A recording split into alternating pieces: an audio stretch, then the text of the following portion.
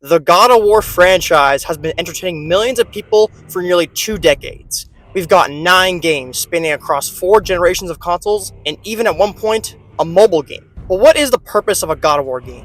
Is it just a hack and slash game made for fun, a deep and detailed story about a Spartan warrior getting his ultimate revenge against the gods? Or is it about the complex minigames the God of War games have to offer? I need help. Whatever your questions are, I'll be looking at all of them and more when we look at the God of War Iceberg.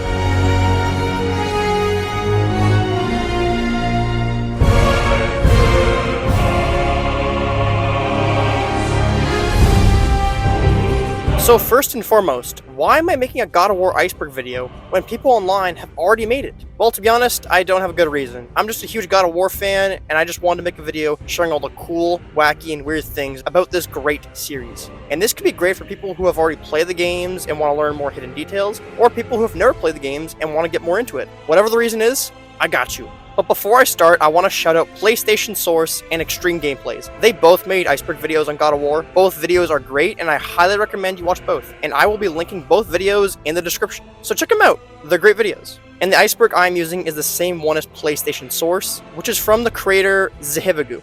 Hope I pronounced that right. I am also adding stuff that I personally added along with what this Redditor said as well. I'm also adding things from the icebergcharts.com page on God of War. Also, I know this video is coming out in September, but majority of this video was written in December and January. So I tried to get all the important things from Valhalla. But I may miss some stuff, so please forgive me. This video took a long time. And for majority of this video, you will hear a different mic from the one you hear now. That's because I switched mics. If you hear this mic, that means it was recorded recently. If you hear the other mic, that means it was recorded back in December/January. Just some clarification. Before we start, I want to explain what an iceberg is. An iceberg in internet terms is something you could do a topic on, like a book, a movie, video game, a sport even. And at the top, it'll be something you know about the topic. But as you go deeper and deeper, you get into hidden details and theories. For example, look at Breaking Bad. At the top of an iceberg for Breaking Bad, it would be something like Walter White has lung cancer. It's something that everyone who watched the show knows and is very obvious. But as you go deeper and deeper, there could be hidden details in Breaking Bad that suggest the Breaking Bad universe and the Walking Dead universe are connected. And then you could find a theory suggesting that Walter White's blue crystal meth is what created the zombie outbreak in The Walking Dead. You know, like goofy theories like that. So now that we're all caught up on what an iceberg is, let's learn a lot of theories and random facts about God of War.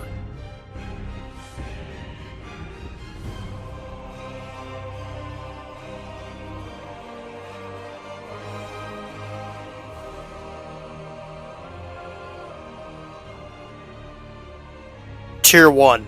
The tip. God of War in chronological order. So the first thing I'm going to do is state all the God of Wars in chronological order just so that no one gets confused. You ready? Okay. It goes God of War Ascension, God of War Chains of Olympus, God of War 1, God of War Ghost of Sparta, God of War 2, God of War 3, God of War 2018, God of War Ragnarok, and God of War Valhalla. Everyone caught up? We good? Alright, cool. Boy. Boy is what Kratos calls his son Atreus. For lore purposes, it's just a short way to get his son's attention. But the actual reason as to why he calls him Boy is because Santa Monica Studios couldn't decide on a name for the character Atreus. So they started making the game, and they decided Kratos would just call him Boy. So this is why, through majority of God of War 2018, he's referred to as Boy.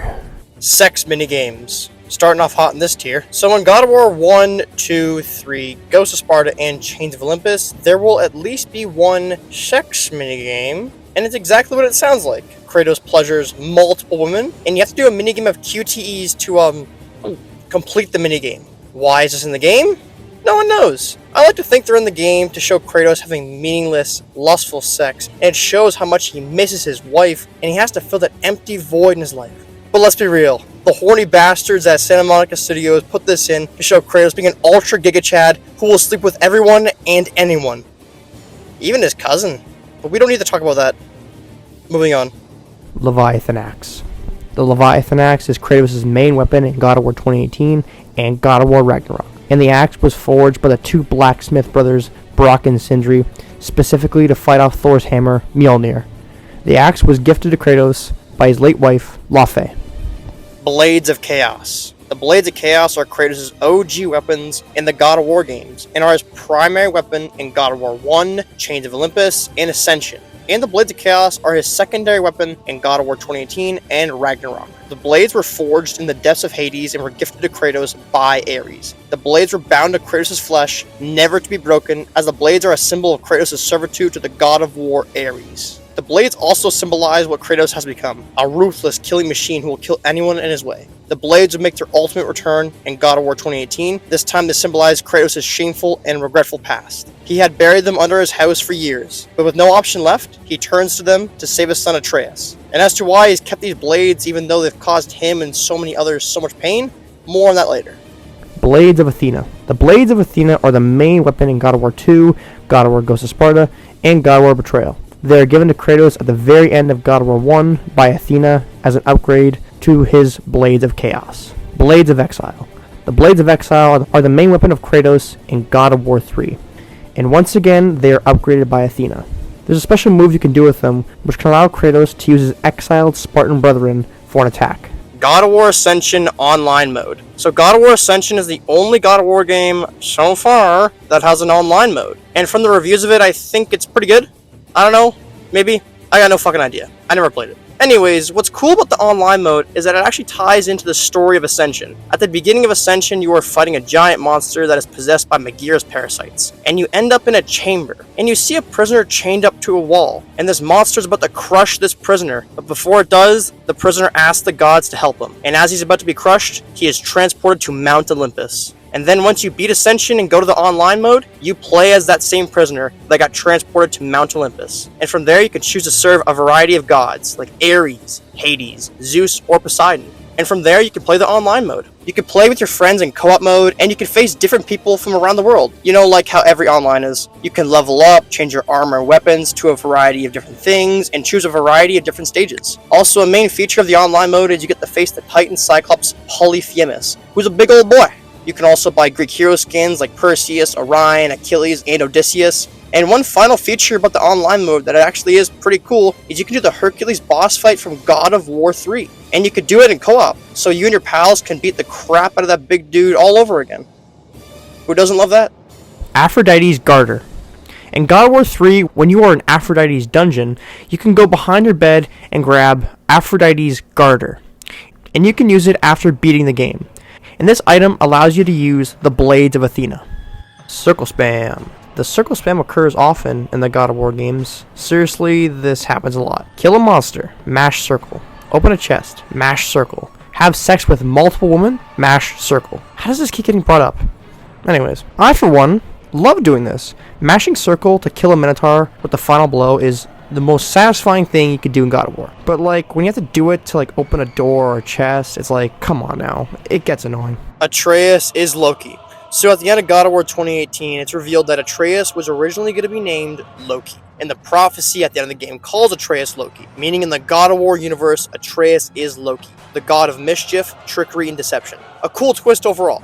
There are several tie-ins in the game that hint Atreus is Loki. For example, when Atreus finds out he's a god, he asks Kratos if he can turn into an animal, which is something Loki does in the mythology many times. Another thing God of War does that is actually very close to the actual Norse myth that hints Atreus is Loki is the death of Balder. A little backstory. In the Norse myths, Balder can't feel pain or die, just like in the game, but in the Norse myths, the gods get pleasure from throwing shit at Balder because he can't die and he can't feel pain, so fuck it, why not? However, one thing can affect them, that being mistletoe. And our boy Loki is the best troll in Norway. So he gets the blind god Hod to throw a mistletoe at Balder because he can't see and thinks it's just a random spear. So he throws it and kills Balder. What an epic prank. Now, in the video game, it's not exactly the same, but Loki does use trickery to kill him. As in the game, he baits Balder into punching him, and when he does, he gets a mistletoe jammed in his hand, thus making him able to feel pain and die. A cool tie-in there, not exactly one for one, but it's a cool hint. And Loki is also the son of Laufey in Norse mythology, and in the game, it is also Laufey/Fey. Overall, it's a cool twist they put in the game, and they put some good hints in there as well. Square, square, triangle. The square, square, triangle combo, also known as the Plume of Prometheus, is the most common combo in the God of War games. By speedrunning standards, it's the most effective technique because it's fast and powerful, and it can pretty much stun every enemy in the game, making it ideal when playing God of War. Orcos.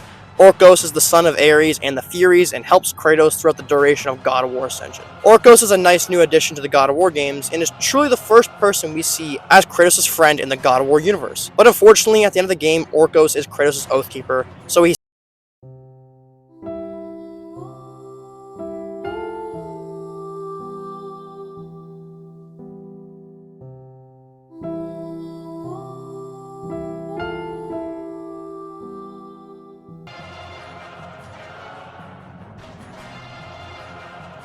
Tier 2. The Surface. Ghost of Sparta nickname origins. The nickname of Ghost of Sparta came when Kratos was tricked by the god Ares and accidentally killed his wife and child. After this, the village oracle curses Kratos to forever be covered in the ashes of his wife and child on his skin, thus giving him a ghost-like appearance, and from there on, his nickname would be the Ghost of Sparta. Kratos' character design inspiration. So believe it or not, revealed by David Jaffe, when the God of War team was making Kratos' design, they took inspiration from Edward Norton's character from American History X. And looking at Norton's appearance and the way he acts in it, I can see it. As to why I'm not showing you many scenes or pictures from the movie, well, that's because Norton's character is not a good person and is something I'd rather not say, because I don't think YouTube would like it too much. But let's just say Norton's character would support actions from a specific Austrian painter. The main inspiration Jaffe took is when Norton's character does a no-no and looked very angry while doing so. So yeah, goofy skins. Now I'm going to talk about all the goofy unlockable skins you can get in the God of War games. And none of the skins are going to be from Ascension because they're all mid, except for all of the skin Kratos. All of skin Kratos is actually pretty good. And there will be no costumes from God of War 3. Not because they're bad. All the costumes in God of War 3 are great, but they're not goofy. So we're not including them here. Alright, let's start with God of War 1. In God of War 1, you can unlock Chef of War, which is Kratos in a chef costume with frying pans. And then you can also unlock Tycoonius, which is Kratos as a businessman with briefcases. Then you can unlock Dairy Bastard, where we see our Ghost of Sparta in a cow costume with jugs of milk. And finally, in God of War 1, we have Bubbles, where we see the man who will soon destroy the world in a scuba gear outfit, kicking his feet up. My god. In God of War Chains of Olympus, we have Spud of War, which is Kratos inside a giant potato. We also have Mick Kratos, which is just Irish Kratos. And Mime of War, where he's a mime. Okay. Ghost of Sparta has Robotos, which appears to be a cardboard costume made to look like a robot. But that's great and all. But we got to the holy grail of goofy costumes. When we go to God of War 2, we have God of War, where Kratos is in a fish costume. Cool stuff. Infinite punches. In God of War 3 at the very end of the game, the last sequence to defeat Zeus is to press circle. Doing this releases a fury of punches, and this will last until your screen is at least covered in blood. However, you don't have to stop there. There is no limit to how long you can punch Zeus. You can literally punch Zeus for hours. Literal hours. Days even, if it tickles your fancy. I don't know why anyone would do this, but hey, you do you.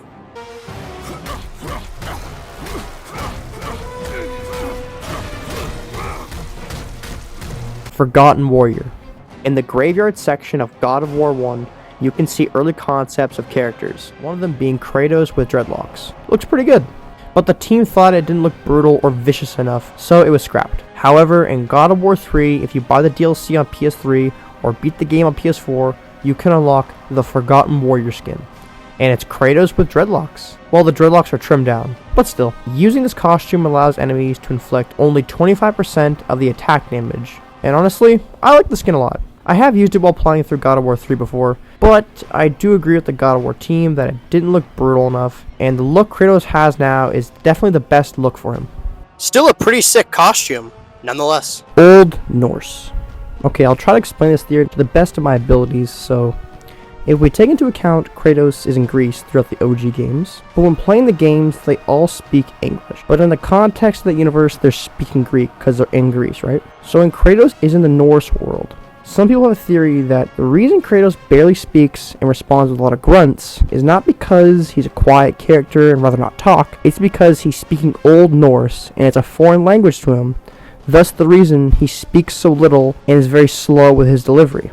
And, more to prove the theory, in God of War Ragnarok, it's stated that Kratos has learned how to read more Norse, and this could be the reason why Kratos has a lot more dialogue in God of War Ragnarok. Very clever theory. Thanatos breaks the fourth wall. In Ghost of Sparta, Thanatos says this line to Kratos. You are nothing but a pawn in a game you don't even know is being played.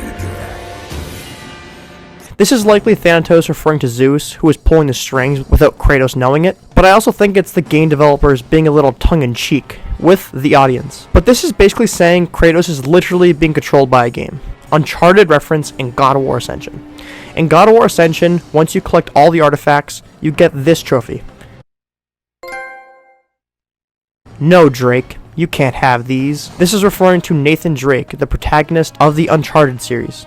Ulrich. If you're wondering who Ulrich is, you definitely know who he is. He's the barbarian king who defeated Kratos and his Spartan army, until Kratos made a deal with Ares where Ulrich was ultimately defeated. Ulrich would make his ultimate return in God of War 2 after escaping Hades. He comes back with a zombie-like look and a zombified horse, and he was defeated by Kratos again. And to add insult to injury, Kratos takes his hammer. But what you might not know about Ulrich is why his army attacked Kratos' army in the first place. Well, to explain this, we have to go look back at the God of War comics. In the comic, there is a challenge created by the gods, where the gods will have to choose a mortal to be their champion. The goal of this challenge is to capture the elixir Ambrosia. And Ulrich needs this elixir because his father has fell ill. And the reason he fell ill is because Hades placed a disease on his father. And Hades did this because Hades' champion is Ulrich, and he's just giving him extra motivation to complete the task. But at the same time, Kratos is also looking for the elixir Ambrosia. We'll get to why he's looking for it a little bit later. But anyways, Kratos manages to get it, and without the elixir, Ulrich's father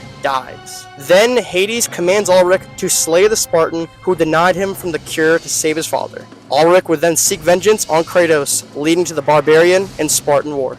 Fight against Kratos. In God of War 3, you can do the Challenge of Exile. And in this, one of the challenges is fighting Kratos in his fear form. It's quite the challenge if you haven't done it yet. I'd recommend trying it out. Also, you can unlock Kratos' fear form after beating the game and use him as a playable character. God of War mobile game. Truly the red-headed stepchild of the God of War games. God of War Betrayal is a mobile game released in 2007. Yes, this is actually real, and it was developed by Sony, and it is canon to the story. Nothing crazy happens, it's like 2 hours, and I'm pretty sure it's after God of War 1 and before God of War 2. It's just really weird they actually made a mobile game for God of War. The Boat Captain. Okay, so now we're heading into quite possibly one of the best running jokes in all of video games. So let me explain. In the very first mission of God of War 1, we are on a boat in the Aegean Sea, and the captain of this boat gets swallowed by the Hydra. So fast forward, we're Kratos, we're hacking and slashing, and we end up killing the Hydra. And then we go into the Hydra's mouth, and the boat captain is actually still alive. And then Kratos interacts with the boat captain, and we get this interaction. You, thank the gods you came back for me. I didn't come back for you. Yep, that's right. Kratos didn't give two hoots about this guy. But that's not the last time we see him. When Kratos dies and is sent to Hades later in the game, he falls down to the underworld, but manages to grab onto someone, and you'll never guess who it is. You again? And down he goes. Moving on to God of War 2, when you fight Ulrich, he has the ability to summon souls from Hades. And of course, he summons our friend, who hilariously says, No, not you again! And Kratos kills him. Now, in God of War 3, we don't physically see him, but we do get this note in Hades. And it is written by the boat captain. He could have saved me. He held my life in his hand and still let go. I may have been just a mere boat captain, but he treated me as if I was nothing. He is to blame for my torture here. I hope he suffers in Hades as I have. Damn that ghost of Sparta. So Kratos hates this dude. No one knows why, but Kratos despises this man. Now that is the last quote-unquote appearance of the boat captain in the God of War games. However, we do get a few mentions of him. Like in Ascension, we can find the boat captain's idol, which is a statue of Poseidon, which we know the boat captain worships Poseidon as we see him beg to save him and his crew when they are attacked by the Hydra in God of War 1. Another mention is in God of War 2018, where we see this note called the boat captain's key, which does mention the boat captain, and it does appear in the note, one of his crewmen managed to travel all the way to Norway, just as Kratos did. And we do get this note of Kratos talking about the boat captain in his journal. And finally, in God of War Valhalla, Kratos does show some remorse and regret when talking about the boat captain. Kratos, the key you found. Whose was it? What did it unlock? It belonged to a boat captain I met during a battle on the Aegean Sea. His ship was part of a fleet under attack by a Hydra. The key unlocked his quarters, where I heard women screaming for help. Ah, yes. The story of your fight with the three-headed sea serpent. You impaled one of its heads on the ship's mast, was it? Yes. But that battle is not why this key appeared. It is my killing of the boat captain for it that seems to follow me wherever I go. This man did nothing to me, and I treated his life as nothing. He was not a god who'd manipulated me nor bound me in service. I cannot hide behind my thirst for revenge. He was just a man, afraid for his life, attacked and swallowed by a monster he had no hope of defeating. But the Hydra was just an animal. I showed him what a true monster looked like. At least Kratos feels bad, I guess. Odin as a dwarf in Svartalheim. So when you're in Svartalheim, you see a dwarf lean over a bridge and spit. Why is this important? Well, here's the director of God of War Ragnarok talking about it. When you're boating into Svartalheim for the first time, right before the siren goes off, there's a little dwarf on a bridge and he spits over the bridge. I saw that. That's Odin. Yep, that's Odin. And it just goes to show how through the entire game, Odin is carefully watching Kratos and Atreus as they do their every move. Kratos is Farboti. Alright, so this is pretty damn cool. So as we know, at the end of God of War 2018, the giants called Atreus Loki in the Norse language we see written. However, we also see the giants call Kratos a name as well. That name is Farboti. Now, who the hell is Farboti? Well, Farboti is the father of Loki in Norse mythology, and is the husband of Faye in Norse mythology. So if you're ever wondering where Loki's canonically accurate father is in the God of War games, he was always here, and was always Kratos. Such a cool detail that not a lot of people knew, including me until I started doing research for this video. Also, when you translate the name Farboti, it is translated to Dangerous Striker, which refers to lightning. And we know Kratos' father is Zeus, who is the god of lightning. Also, I believe this was found out by the redditor Hard Handle. So yeah, the clever people on the internet do it again. Overall, I love little details like this. Shad Gaspard. Shad Gaspard is a former WWE wrestler and was digitally scanned to create Kratos' physique for God of War 2018, and also did majority of Kratos' hand-to-hand combat for Kratos in God of War 2018. But unfortunately, Shad passed away in 2020 after saving his 10-year-old son's life in a swimming accident. Shad was not only a legend in WWE, but also played a huge part in Kratos' design for God of War 2018. But most importantly, Shad was a great human being. Rest in peace. Lysandra and Calliope. Lysandra is Kratos' wife and Calliope is Kratos' daughter. Kratos has been with many women, but he's always saw Lysandra as his true love. Lysandra did not fear Kratos and was not afraid to question him on his unnecessary violence. Kratos and Lysandra first met when Kratos gained praise through Sparta, and that's when he met Lysandra. Initially after they would have a child, Calliope. Now Calliope was only 8 years old when she passed, but she actually was passed away at an earlier age because of an illness. It's explained in the God of War comic that she's born with a skin illness, which Ares gave her. And there's a Spartan law they have to sacrifice the weak children. I don't know what kind of law that is, but it has to be illegal. But Kratos wasn't down for that, so Kratos went on a journey to find Ambrosia to cure his daughter's illness. He completed the quest, saved his daughter, and this also connects to Ulrich's story as he was trying to find the same Ambrosia for his dad, but Kratos got it first and saved his daughter, and Ulrich couldn't save his father, and that's why Ulrich is so cross with Kratos. Anyways, Calliope was saved and everything was happily ever after until he killed his daughter. Kratos would also carve a flute for Calliope and she became a talented flute player until she got murked by her dad. They make appearances in God of War 1 and 2, which are illusions. They also make appearances in the Dream World in God of War 3. Calliope actually makes a physical appearance in Chains of Olympus in the Elysium Fields, and she does seem to forgive Kratos. They also make appearances in real life in the God of War Ascension commercial trailer, and they also make appearances as illusions in God of War Ascension. And finally, in God of War Valhalla, Kratos comes across Lysandra's pendant and tells Mimir about her. And in God of War Ragnarok, Kratos does tell Freya about his late daughter. To understand the pain of losing a child? Yes, I do. There was another. Before Atreus? Her name was Calliope. Calliope. What happened? It was long ago. Never mind. I shouldn't have asked. I know your son's story. You should know my daughter's. In the service of a cruel god, I was tricked into destroying a village, not knowing my own wife and child were there until their blood stained my hands. I swore revenge. I can't imagine. I paid back their blood 1,000 times and burned Olympus to the ground. Yet, the guilt remained.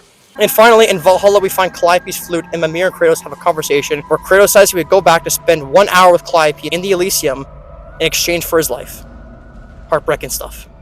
God of War Ragnarok celebrity trailer. So in 2022, God of War had a celebrity trailer where it's Ben Stiller and his son, John Travolta and his daughter, and LeBron James with his son, Barani. Nothing crazy happens in it, but they all talk about how they strive to be the great father that Kratos is, and they all dress up as Kratos as well. Oh, hey, everybody know ain't no party like a Diddy party, so. Yeah, that's just God of War 3, no New Game Plus mode. This refers to that there is no New Game Plus mode in God of War 3 despite being remastered for PS4. Now, a quick description of a New Game Plus mode. A quick description of it is, after you beat a game, you can replay the game again, but this time you keep all your upgrades from the previous game. Most modern games have this, yet God of War 3 doesn't have this despite being remastered in 2015. However, there is a glitch you can do that is very close to a New Game Plus mode. I'll explain it real quick. So what you need to do is first beat God of War 3. Then you will get the Challenge of Olympus. Beat the Challenge of Olympus, then go to the combat arena. Put your health, magic, and item meter to max. Then put the difficulty to either Titan mode or Chaos mode. Then you can spawn any monsters, but preferably spawn the Gorgons, as they can kill you the quickest. Then just let the Gorgons kill you, and then it will eventually ask you to change difficulties. Click No. And this will bring you to the main menu screen, and then when you start the game, you have all your weapons and all your upgrades. And you are also invincible. If you're trying to get every trophy in the game, this is the easiest route, and is the closest thing we have to a New Game Plus mode on God of War 3.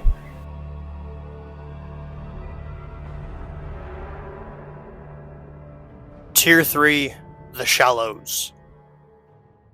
Deimos. Deimos is the younger brother of Kratos, and at an early age, he was abducted by Ares because of the marked warrior prophecy that states the destruction of Olympus will be brought by a mortal, a marked warrior. Kratos, grieving for the loss of his brother, tattoos marks of red on his face and body to honor his brother. After his abduction, Ares would give Deimos to Thanatos, the god of death, where he would be imprisoned. However, Kratos manages to free him from his imprisonment and save his brother. But unfortunately, Deimos isn't too happy to see Kratos and blames him for his torture. And then they fight. And Deimos actually gets the best of Kratos, although Kratos was holding back. And as Deimos is punching Kratos, Thanatos sneaks up from behind, grabs Deimos, and tries to kill him. But Kratos isn't giving up that easy, and chases after Thanatos, and manages to save his brother. Then Deimos forgives Kratos, and the two bros team up to fight Thanatos. And they successfully defeat Thanatos. But unfortunately, Deimos was wounded in battle and dies. Kratos then carries his brother and places him in a grave, and this would be the breaking point for Kratos and his hatred for the gods. Also, Deimos is actually a character in the Greek myths. He's the god of terror and dread, and his father is Ares. But yeah, that's all I have on Deimos. But I gotta say, imagine if Deimos didn't die in Ghost of Sparta, and him and Kratos went after all the gods in God of War 3. The game would be like an hour. Deimos and Kratos would be speedrunning a Greek god genocide. Hercules voices Hercules.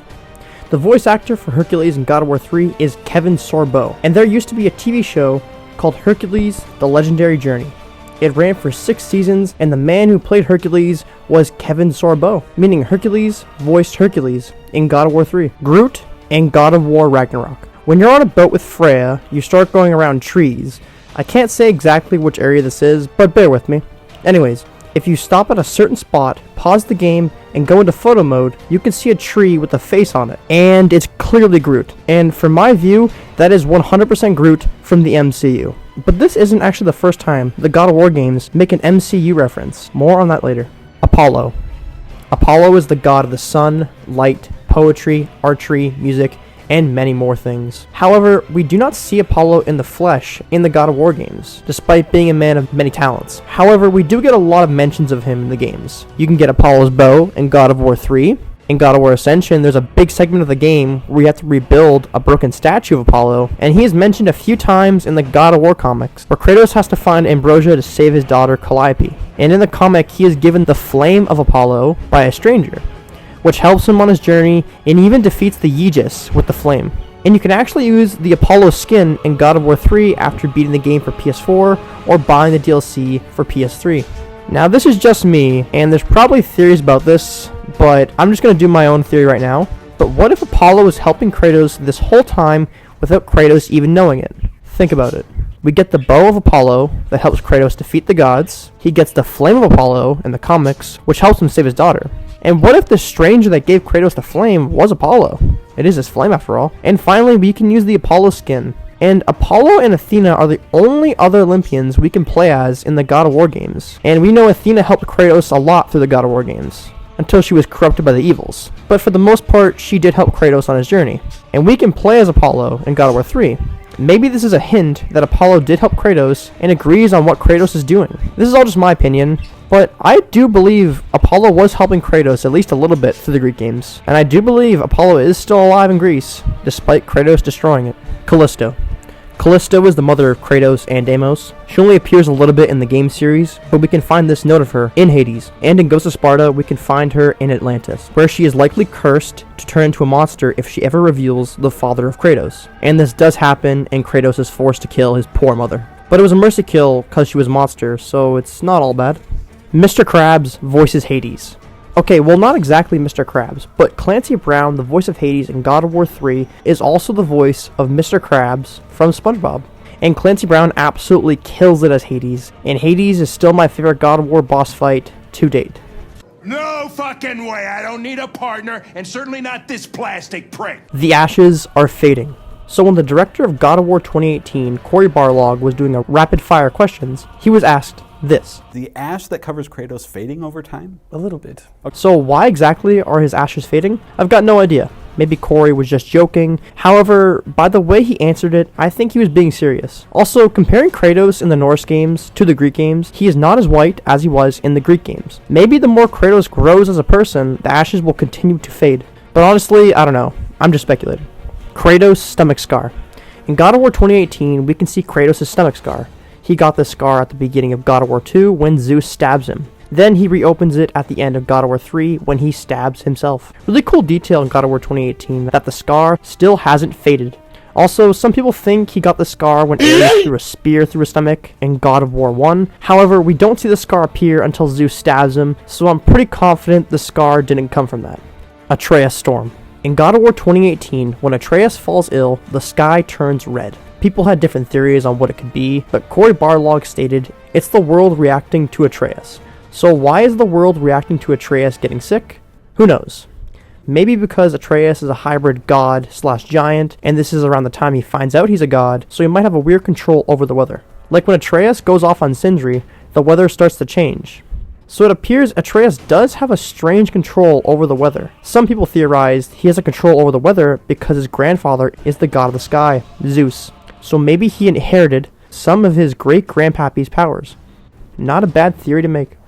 God of War 2 sex minigame. In God of War 2 there is a sex minigame, as tradition, and to do it you have to break a hidden barrier. And that's all I found on this. I guess because it's hidden, that's why it's on this list. I don't know. Moving on. Kratos in Greek mythology. So believe it or not, Kratos is actually a character in the Greek myths. His name is pronounced Kratos or Kratos with a C instead of a K, and his father is the Titan Palace, and his mother is the river of the underworld, Styx. Kratos is also the personification of strength, aka the god of strength, which goes well with his video game counterpart. Now, Kratos doesn't kill the gods or get revenge against them in the myths. He's actually really loyal to Zeus and advocated for a lot of Zeus's unnecessary violence. But unfortunately, Kratos is only a minor character in the Greek myths, and there's not a lot of stories involving him. However, there is one story that is pretty popular in the Greek myths that he is a part of, and that story is Prometheus is Bound, where Prometheus is chained to a rock and an eagle eats his liver every night. And the people who chained Prometheus to that rock were Kratos and his sister Bia. And you know what? That story made it into God of War 2. So congratulations, Kratos! You made it into a God of War game. Artemis. We only see the goddess of the hunt once in God of War when she gifts us with the Blade of Artemis. She is actually in the God of War comic, where Kratos costs her a wager at the Wager of the Gods. However, she was the only god to not retaliate against Kratos. Also, you can use the Blade of Artemis in God of War Betrayal. And also, Artemis was also considered to be in God of War Ascension, and she was actually going to be a playable character. Her appearance would have been the body of a sphinx, the head and torso of a human, and the lower body of a lioness? What? Why? Eagle in Helheim. Hraesvelgr is a giant eagle in Helheim, who is the ruler of Hell. I can't pronounce that name again, so I'm just going to call her the Big Eagle. The Big Eagle is actually a Jotun, which is a giant. And in God of War 2018, she appears to be neutral towards Kratos, not attacking him or helping him. But in God of War Ragnarok, they do manage to get help from the Big Eagle, when she lends them the forces of Hell. In exchange, someone has to take her place as the ruler of Hell, because she wants to retire. She's worked hard. She deserves it. Kratos in Soul Calibur. Soul Calibur is a game series with 8 main installments, and they have had a variety of cameos of characters from video games, movies, and comic books, like Link from Legend of Zelda, Yoda and Darth Vader from Star Wars, and Spawn from the Spawn comics. But in the 6th game, we can play as Kratos, and you can play as him and face off against a variety of characters from the Soul Calibur universe. The cycle ends here. This line is said to Kratos by Zeus after Zeus kills Kratos at the beginning of God of War 2. Never be the ruler of Olympus. The cycle ends here. To explain this requires a little backstory. So we have to go back to Kratos' great-grandfather, Uranus. Uranus is a primordial and is the god of the heavens. Anyways, eventually Uranus would be castrated and killed by his son, Kronos. Flash forward, Kronos is warned by Gaia that one of his children will dethrone him. So Kronos' solution is to eat his children, and he succeeds in this plan until his wife Rhea wasn't down on Kronos eating all of her children, so when Kronos gets to his last child, Rhea replaces it with a rock, and Kronos eats the rock thinking it's his last child, while Rhea actually hides her child away. This child is Zeus. When he grows up, he will then dethrone his father and free his brothers and sisters. Flash forward again, Zeus hears the prophecy of a marked warrior who will take over Olympus and dethrone him. This is Kratos, and Kratos is the son of Zeus. So Zeus kills Kratos and says the line, "The cycle ends here," to him. And the cycle is the son dethroning the father, and they are in an endless cycle of this, spanning for generations. And Zeus ends it, or so he thought. Kratos would eventually come back and kill his father Zeus, continuing the cycle. Flash to God of War 2018. Kratos says to Baldur before he kills him, "The cycle ends here, we must be better." Now, what does this mean? Now, in my opinion, I think he's telling Baldur that he's ending the cycle of a child killing their parent, as Baldur is the son of Freya, and he is trying to kill Freya, and Kratos ends that by killing Baldur. But I also think Kratos is talking to himself and Atreus in this moment as well. After he kills Baldur, Kratos says this to Atreus. I'm from a land called Sparta. I made a deal with a god that cost me my soul. I killed many who were deserving, and many who were not.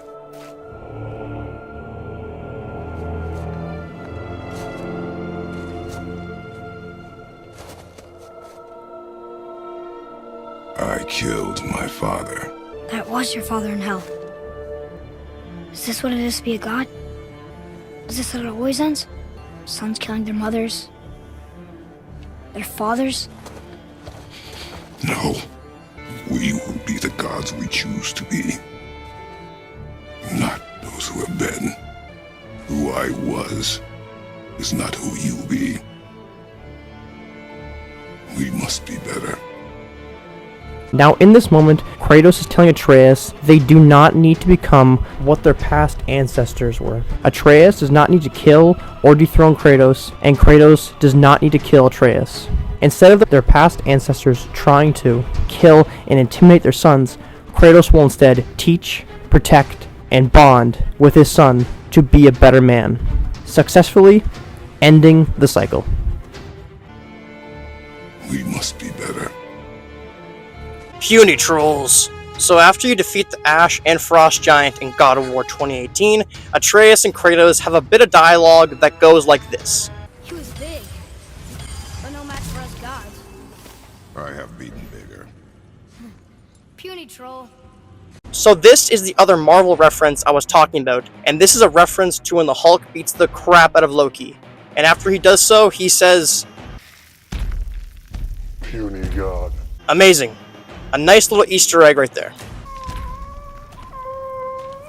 Who called the serpent? One of the unanswered questions of God of War 2018 is right after Kratos is carrying Atreus to Freya for help, but then a horn is sounded, and Mimir says, Somebody just called the serpent. and that's all we're given, and in God of War Ragnarok, it's still not explained. But we do see the World Serpent get hit so hard that he travels back in time to when he first met Kratos and Atreus. So since time travel is involved, some people theorize it was actually Atreus who blew the horn. Another theory is that Kratos' wife Faye knew the events and knew how it all would play out, so she had someone call the Serpent back in God of War 2018. I'm missing a few other theories, but that's all I got for now. But one thing is for sure, the game director of God of War Ragnarok knows it, and he's not budging. This is what he had to say when someone asked him who blew the horn. Who blew the horn? Gotta ask the other guy. God damn it.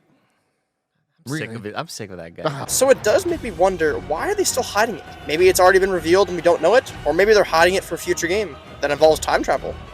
Who knows? Greek stages in Valhalla. In God of War Valhalla, we see a variety of Greek stages from the OG games, like Kratos' throne, Mount Olympus, the Chamber of Sacrifice, the 3 judges of the underworld, and the 3 judges also have their own chambers in Valhalla, the Forum of Hercules, the Aegean boat, and the Desert of Lost Souls.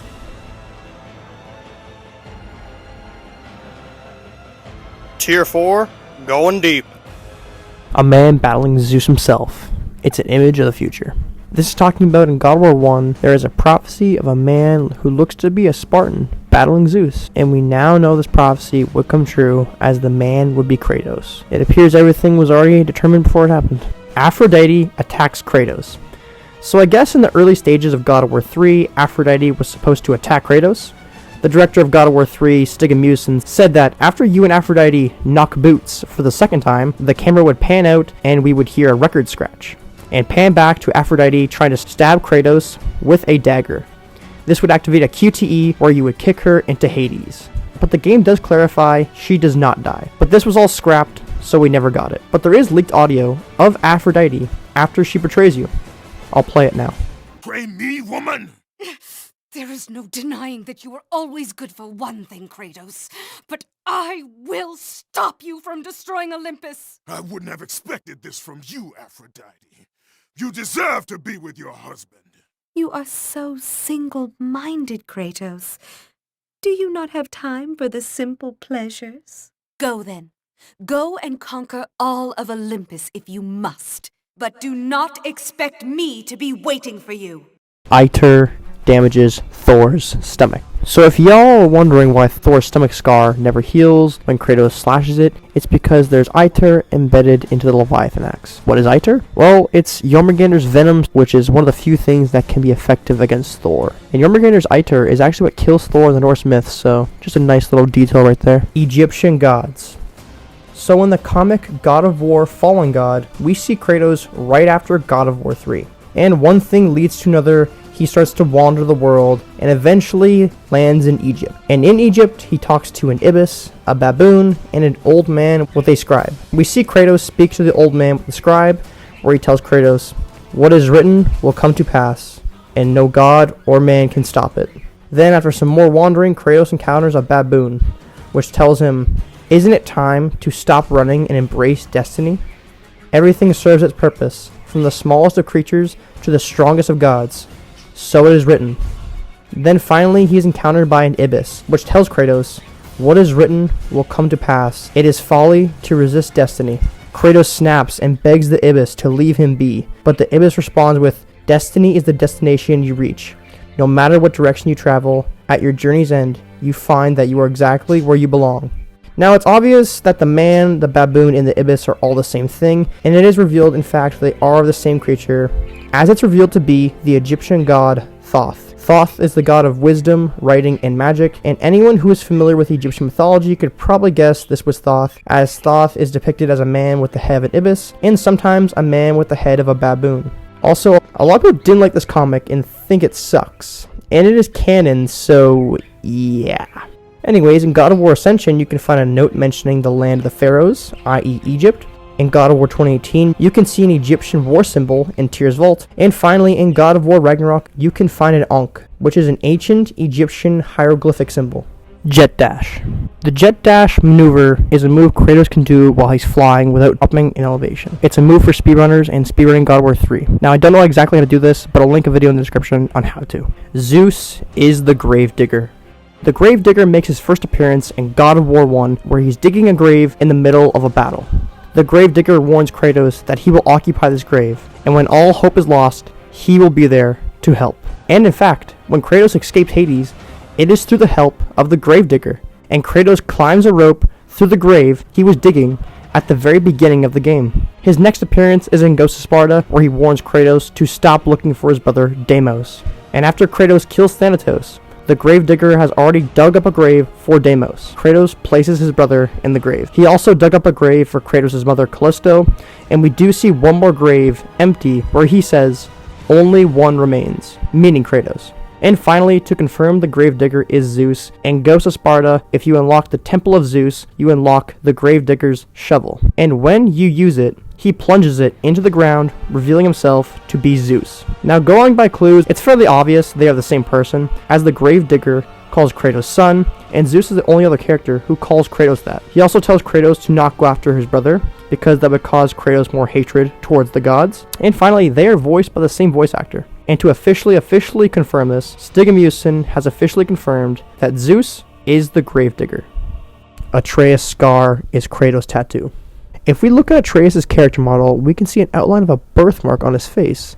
This is the same as Kratos' tattoos. But how can this be? Kratos only has tattoos, not actual birthmarks. Well, if we remember, Kratos' brother Deimos was actually born with those marks, meaning Atreus inherited some of his uncle's genes.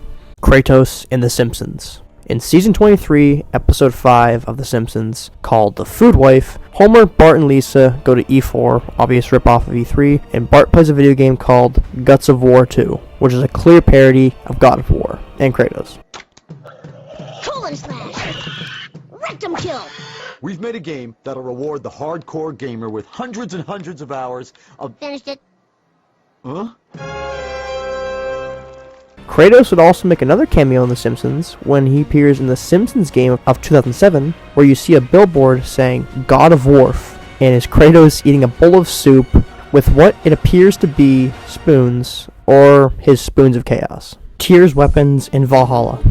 In God of War Valhalla, we have a few boss fights with Tyr, and each time we fight him, he switches his weapon. At first, we see him use a Mahmawit, I believe I pronounced that right. If not, my apologies. It is a weapon used by a variety of civilizations from Mexico and Mesoamerica, like the Aztecs, Olmecs, and Mayans. And then we see him use an ancient Egyptian weapon, which is the Kapesh. Then finally, we see him use a katana, which is from Japan. More hints of other mythologies, and I do firmly believe we will visit all these mythologies eventually. Baldur flipping the bird. So, after defeating Baldur in the prologue of God of War 2018, you can throw him off the cliff, but if you go into photo mode after doing this, you can see Baldur spread legs, giving you the double bird, and this is just a little funny Easter egg people found, and honestly, it goes great with Baldur's character. Notes in Hades.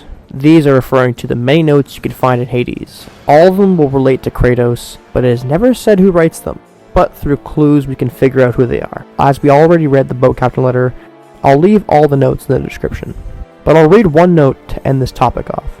The fires, the people screaming, I was so scared. Why didn't Father protect us? The judges say I have to go to Elysium now, and it's nice there. I miss my family. I wonder who wrote this? Band Trophy. In God of War Ascension, there is a band trophy that can be achieved after you defeat the Fury Tisiphone. But after she is defeated, another one of the Furies traps Kratos in goo.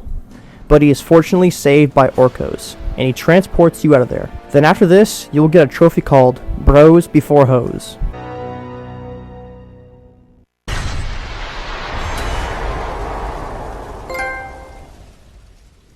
This caused an uproar calling the game misogynistic and promoting violence towards women, because Kratos is beating up a female character, then essentially calling them hoes. Even a video game journalist, Adam Sessler, criticized the game for being misogynistic. Now me personally, I don't think this is promoting violence against women at all. I think that's a big stretch. Also, Kratos has fought female characters through the games since God of War 1. Although I can see why people didn't like the trophy name though. But the trophy would be changed to Bros Before Foes, and now the OG trophy is unachievable. Head of Helios. So in God of War Valhalla, Valhalla has a way of tormenting their inhabitants. And to torment Kratos, Mimir turns into Helios. Yep, Helios in the flesh. Well, he's not really there, but more so in Kratos' head. But still. Anyways, we get Helios on Kratos' belt for parts of Valhalla, and it's great. They got the same voice actor as they did in God of War 3, and he just shit talks Kratos, and we get a lot of great dialogue, and it's awesome.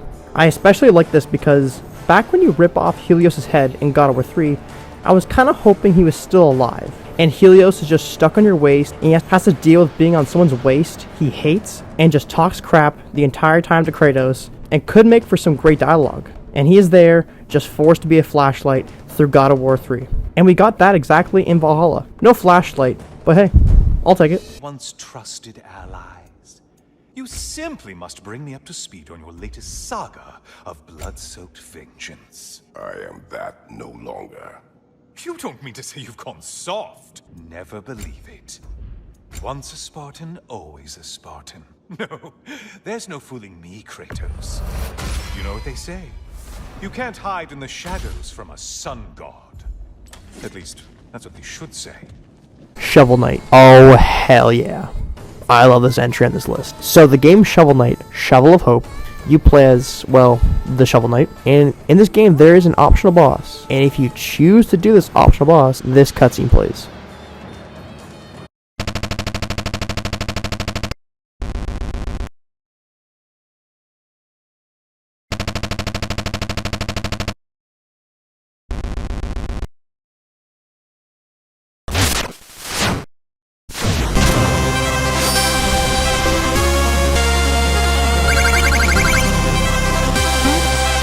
That's right, you were fighting the goddamn God of War, Kratos. And you fight him in a pretty good boss fight, and you actually defeat him, believe it or not.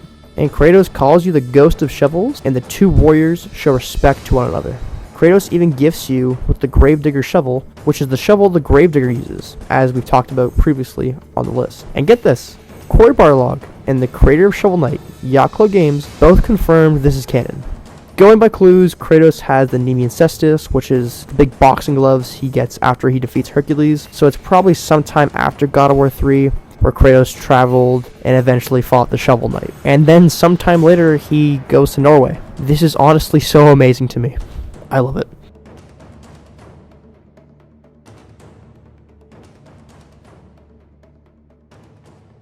Tier 5, lower levels.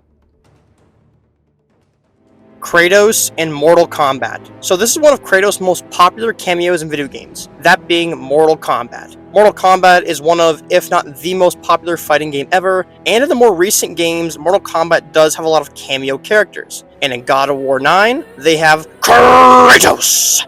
And it's Kratos from God of War 3. So you can use the Bow of Apollo, the Nemean Cestus, Hermes' boots, the Blades of Exile, and the Blade of Olympus. Pretty darn sweet. You can battle any of the Mortal Kombat characters as Kratos, or you can fight Kratos with any of the Mortal Kombat characters. It's a fighting game, you know how it is. But what's cool about Mortal Kombat 9 is there's a mode called Classic Towers. And in this mode, you can face a variety of Mortal Kombat characters, starting from the bottom all the way to the top of the tower. After you complete Classic Towers, you get an epilogue for every character you complete it as. And if you beat it as Kratos, you get one as well. And in his epilogue, he gets a visit from Raiden and Fujin. And Kratos sees these dudes pulling up, and he's ready to fight. He's pulling out the ones, and he's getting ready to throw down, but Raiden and Fujin actually go to Kratos to thank him for saving the world. And Raiden and Fujin bow to Kratos in a sign of respect. And Kratos doesn't say anything here, but I'd imagine Kratos in his head is thinking like, you're thanking me? Me? Really? Me? Then Kratos nods his head in a sign of respect, and the two parties just show mutual respect to each other and go their separate ways. And you know what? It's actually a nice moment, because Kratos is used to getting screwed over by gods and dicked around a lot, so it's nice to see two gods actually pay him respect and leave him alone. But knowing Kratos' luck, I'm surprised Raiden didn't pull up with a tank and start lighting the dude up. But thankfully, he didn't. Kratos in PlayStation All-Stars. Obviously, in a game called PlayStation All-Stars, you gotta have Kratos. And they do. And as I've stated in the previous fighting games Kratos is in, you can battle any of the PlayStation characters as Kratos, yada yada yada. But what is really interesting is the dialogue we get between Kratos and Mimir in God of War Ragnarok. Brother, I've heard my share of stories about your homeland. But I've also heard that you once fought in a tournament. I fought in many contests. But this particular one, I heard you did battle with beasts, scoundrels, princesses, the undead, automatons, and history's greatest musician. That's not true, is it? I would not speak of this. Fair enough, brother. So wait, is this canon then? I don't know. It could be just a fun Easter egg, but if it is canon, I think it's funny that Kratos has done battles with the Fat Princess and Paul Rappa, the rapper. God of War 1, 2, and 3 remasters. Okay, so there are rumors that Sony will remaster the original God of War trilogy. The most recent report comes from Nick Baker, who is a video game industry insider, who stated he has heard talks of God of War remasters. Now, he has also stated he's not certain it will be announced or released in 2024, but from what he has heard, he thinks there is going to be a God of War remastered. And with the release of God of War Valhalla, we see a lot of Greek references in that DLC. So in my opinion, I believe it's very likely. Atreus wears Kratos' old clothes. A neat detail to Atreus' attire in God of War 2018 is that he's wearing a part of Kratos' old Spartan gear, which appears to be Kratos' old skirt. Zora and Laura. Zora and Laura are the two ladies Kratos mashed pissers with in God of War 1. Kratos mentions these ladies in his journal and say they remind him of his late wife. And they do also appear at the beginning of God of War 2 when Kratos is on his throne. They are also labeled as daughters of Aphrodite. So not only did Kratos do the deed with his aunt, he also did it with his cousins. Greek mythology, where incest is welcome.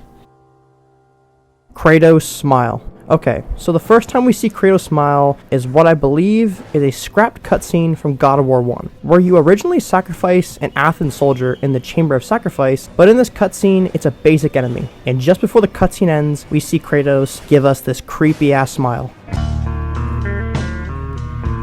Wow. He also smiles in Chains of Olympus when he sees his daughter Calliope. He also smiles in God of War Ascension when he sees his daughter Calliope once again. And in God of War 2018, you can use photo mode and you can make Kratos smile. Like right here. So handsome. Kratos also does give us a little smirk in God of War Ragnarok when he is impressed by Atreus, and he gives us this little smirk right here. Nice. God of Golf. Kratos makes an appearance in the game Hot Shots Golf, where he uses the Club of Olympus, and when he gets a birdie, eagle, albatross, or hole-in-one, he proclaims he is the god of golf. So yeah, that's about it. I am the god of golf! Zeus spectating. When you are in Helheim, Kratos does encounter an illusion of Zeus, where he's a giant ghostly head who says, Kratos! Now, Amir says Hell is known for torturing people with their past, but when going through Hell, you can still see Zeus's eyes staring from the distance. What if he is still around, and spectating him from a distance as a higher power being? This theory holds a lot less weight considering Zeus makes zero appearance in God of War Ragnarok, but maybe in a future game? Probably not. Secret Message 1 and 2. So if you beat God of War 1 on very hard mode, you get a secret message, and the message is a phone number. And I'm not going to tell you what it is, because you didn't beat God of War 1 on very hard mode. Like me. I definitely didn't use the magic glitch to beat it. Definitely didn't. Only a cheater would do that. Okay, fine, here's the number. Instead of me playing it, just call it yourself. Yes, it still works. Pause the video. I'll wait. So that's cool, right? Getting a phone call from Kratos? Awesome. Anyways, the other secret message can be obtained by destroying the Ares and Minotaur statues at the end of the game. Doing this, you will get a code of numbers that make a phone number. I'll just give you the actual number right here. It's 1-888-447-5594. You can also listen to this yourself, but if not, let's just say the phone call involves the God of War creator David Jaffe talking to Kratos. And let's just say it doesn't end too well for David Jaffe. Kratos scar origins. The scar on Kratos' right eye, no, not the red marks, this one. He got this scar when he tried to save his brother from being kidnapped by Ares, but Ares smacked a young Kratos across the face, giving him that scar. The Man Who Broke God of War in Half. So The Man Who Broke God of War in Half is a video made by The Rixer, which is a detailed video on the history of God of War speedrunning. And it's got drama, it's got action, it's got speedrunning strats. And it's a great video. My explanation won't do justice. It is a 43-minute video. I highly recommend you check it out because it is very cool. And the Rixer did a great job in the video. Golden Fleece Blood. This refers to the fleece you get in God of War 2 after defeating the Cerberus that ate Jason. The blood refers to there being blood splattered on it in God of War 3. However, there is no blood on it in God of War 2. It's most likely the game developers putting better aesthetics on Kratos for God of War 3. Nothing crazy. But what's cool is the character Jason. Jason is the one who got eaten by the Cerberus, but Jason is actually a character in Greek mythology who does have a golden fleece. And there's a whole story of him retrieving the fleece in Greek mythology. So a nice tie into the myths. Sandstorm Elevator. The Sandstorm Elevator is a scrapped level from God of War 1. The level is essentially an elevator that you would be getting on and off for certain tasks. All at the same time, you are chased by a sandstorm. But the only way you could be protected from the sandstorm is getting on the elevator. So you would have to time getting off the elevator to complete a task before getting back on it. This level was actually shown to the press and put in magazines, and it's a level David Jaffe really liked. But unfortunately, the level had to be cut because they couldn't finish it in time. The full video of the explanation by David Jaffe will be linked in the description. Guns in God of War. In God of War 1, after you beat the game, you get a final monologue for Kratos, stating Kratos will always be watching over wars, good and evil. And we get this shot of a modern day military holding guns. So wow. They put this in the game because they believe God of War 1 was likely just going to be a one-off game. But damn, that's cool. Also, let's take into consideration what time period God of War is in. From research, I believe it takes place around the Trojan War, which is 12th or 11th century BC. So technically, all the God of War games are set in the past. But also, does this mean we will eventually get a modern day God of War? Who knows? Ares kills Kratos, cutscene.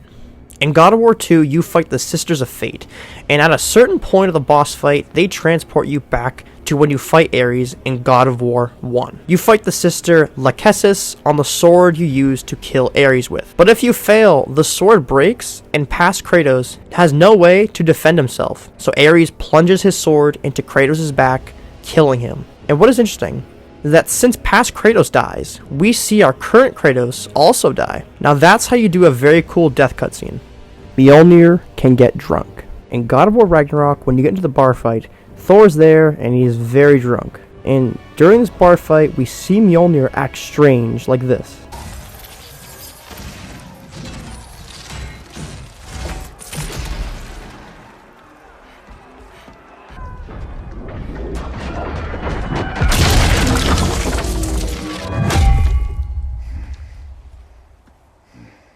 Can I get you a water or something? So can Mjolnir also get drunk? It appears he has some sort of sentience, and we do see Thor rub meat on Mjolnir a few times during the game, and the hammer appears to look spaced out during that bar fight. In my own opinion, yes, it can get drunk.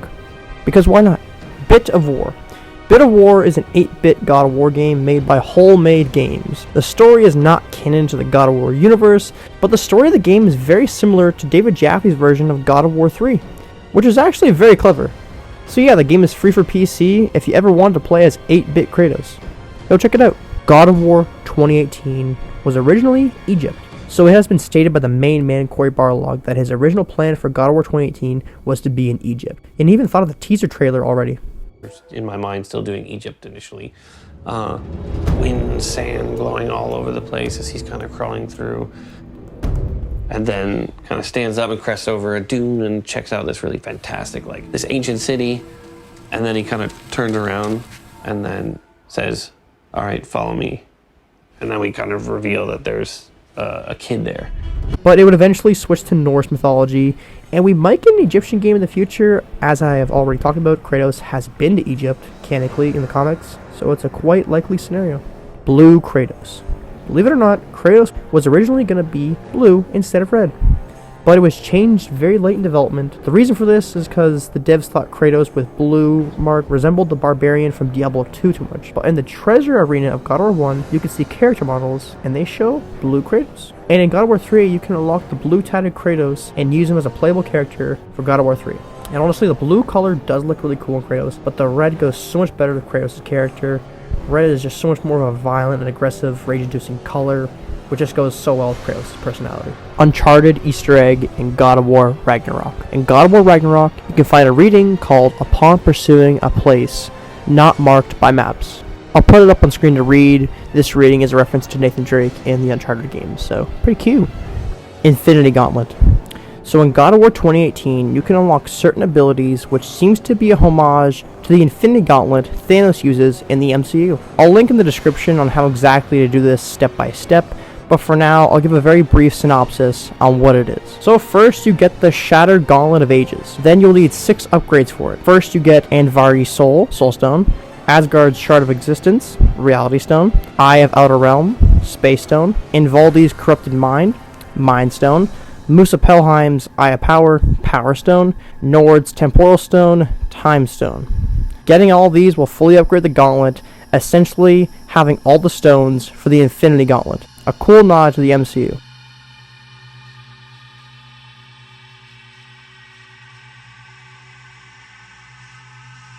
Tier 6, Deeper Waters.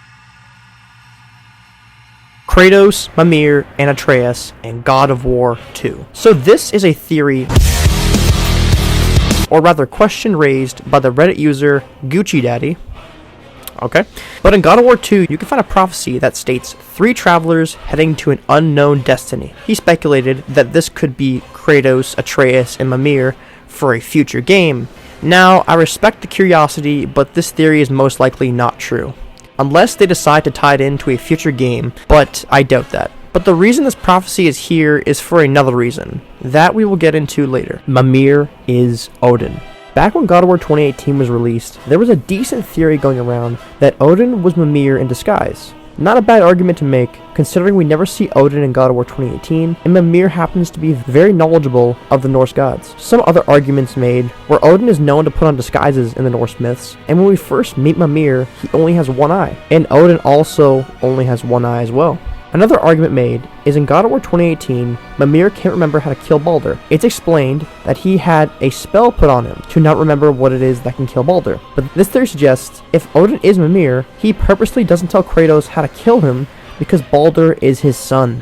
Odin is known to seek as much knowledge as possible about his death in Ragnarok. So it's not far-fetched to assume Odin would do this. Now we know this isn't true because of what happens in God of War Ragnarok, but hindsight, it's not a bad theory.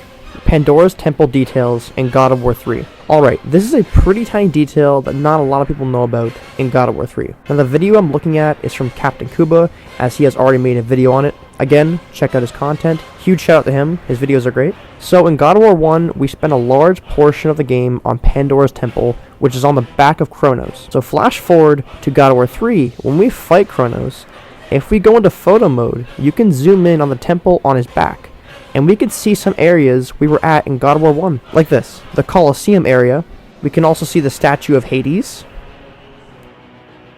And we can also see the statue of Atlas holding up the world. Nice little details like this really shows how much work and passion is put into these games. And you can tell the devs truly had fun making God of War 3. Who is Kratos modeled after? So a classical scholar, Sylvia Chmielewski, if I pronounce that wrong, I'm sorry. Sylvia Chmielewski stated that Kratos' origin story draws from a lot of different stories from the Greek myths, specifically characters like Perseus, Heracles, Theseus, and Achilles. For example, Kratos kills and takes Medusa's head, but in the myths, it was Perseus who did that. And another one, Kratos kills the Minotaur, and he kills many Minotaur actually, but in the myths, there is only one Minotaur, and that is killed by Theseus. But Kratos' strongest resemblance is Heracles. As in the myths, Heracles accidentally kills his family because he is put into a state of delusion by the god Hera. Same thing for Kratos, only difference is it was Ares and not Hera. Heracles would then start doing favors for the gods, like Kratos did, and Heracles did certain favors like killing the Hydra, just as Kratos did. And eventually Heracles does die, and then he ascends to godhood. And Kratos also does die, and at the end of God of War 1, he becomes a god. So basically, Kratos' origin story is literally just the Heracles myth. It makes me wonder what the actual Hercules in the God of War games was doing all this time, since Kratos basically just stole his whole story. Poseidon worries about Zeus. So this is talking about a note you can find in God of War 3 in Poseidon's chamber, which says, "A mere girl, somehow she is the key to the labyrinth. I brought this statue here, but so far have learned nothing. That moral Daedalus in his madness has devised a way to shield secrets even from my far-reaching view. This does not bode well. I fear Zeus is no longer the brother I once knew." So in God of War 3, all the gods were corrupted by Pandora's box, back when Kratos opened it in God of War 1, and it appears Poseidon was somewhat aware Zeus is changing and is not the same person he once knew. It actually shows some worrisome to the god of the sky. It is interesting because we know Zeus was still an ass before he got affected by the evils, but it seems Poseidon was just a decent guy before he got affected by the evils. Overall, a good hint to the twist of the game. Elijah Wood. So in God of War 3, when you're in the spiritual world in Kratos' head, Kratos falls off a cliff into a river of blood. In the river, Kratos hears screams of people he's killed and people close to him who have died. But if you sit there long enough, you can hear this dialogue.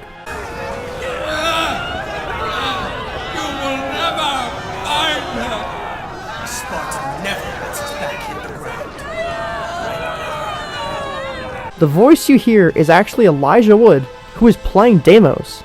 And these exact lines are said in Ghost of Sparta by Deimos. Really freaking cool they got Frodo Baggins in a God of War game. Who would have thought?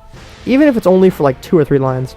Also, Elijah Wood was on Wired, and he mentioned when he was working on God of War 3, he did a scene of him getting his head ripped off. Now this could be him mistaking another project for God of War, or he could be mistaking the character Helios, who actually does get his head ripped off. Or maybe he did do a scene like this that was scrapped. At the end of the day, I don't know. I'm just speculating. But nonetheless, it's cool we got Elijah Wood in a God of War game. That's it. The rest of Kratos' cameos and references. Okay, so I'm gonna list off the rest of Kratos' cameos and references in other games and media. Just gotta put them all here because I feel these are so minor, they shouldn't really be a full spot on the iceberg. I'm just gonna go talk about the rest of them. Okay, so Kratos also makes appearances in Little Big Planet, Robot Chicken, Mod Nation Racers, Fortnite, Astro's Playroom, and Tearaway Unfolded. He's also referenced in The Order 1886, Heavenly Sword, World of Warcraft Battle of Azeroth, Ghost of Tsushima, and Guacamelee 2. That's all I can find. Olympus is rebuilt. In God of War 2018, when you're in Tyr's Vault, you find a vase, which has a depiction of Kratos, having his blades out and blood raining from the sky. This is likely a portrait of Kratos from God of War 3. Now, on the back of the vase, it depicts people rebuilding monuments in Greece. It appears the people of Greece managed to bounce back, rebuild Greece, and honor Kratos. Now, this would make a lot of sense, because at the end of God of War 3, Kratos does sacrifice himself to send hope to the people. So it does imply some people are still alive in Greece. And it appears they also honor Kratos. But I don't need to speculate it being rebuilt, because in God of War Valhalla, Tyr tells us this. An infamous act, one they still spoke of in the years of rebuilding. I somehow doubted they meant it so little. So that confirms it is being rebuilt, meaning this theory is proven right. Atlas still holds the world. Okay, this entry is actually really funny to me. So we know from God of War 2, Atlas is chained and forced to hold the world on his shoulders. But in God of War 3, we destroy Greece, or I guess we destroy the world technically. But since we know Greece is being rebuilt and is not fully destroyed, someone has to be holding up the world. So I believe there's a good chance Atlas's big 4-armed ass is still holding up the world. And it's probably been a few hundred years at this point, and no one has come to visit him. He must be thinking like, what the hell? How going out there, guys? Poor guy. Who is the village oracle? So who is this old bag from God of War 1? She can't be some random oracle who managed to curse Kratos to forever wear the ashes on his skin. You would need to be pretty powerful to do that. But I believe it is revealed who the oracle is. And it's revealed by the clever people on the internet. So first off, the oracle is wearing a symbol of war around her neck. The narrator says we are in a village that worships Athena. So why would a village oracle be wearing the symbol of war if it's not the god she worships? Now that's only minor. I'll give the real evidence. And that happens at the end of God of War Ascension, where you're about to defeat the Fury Tisiphone. But this happens.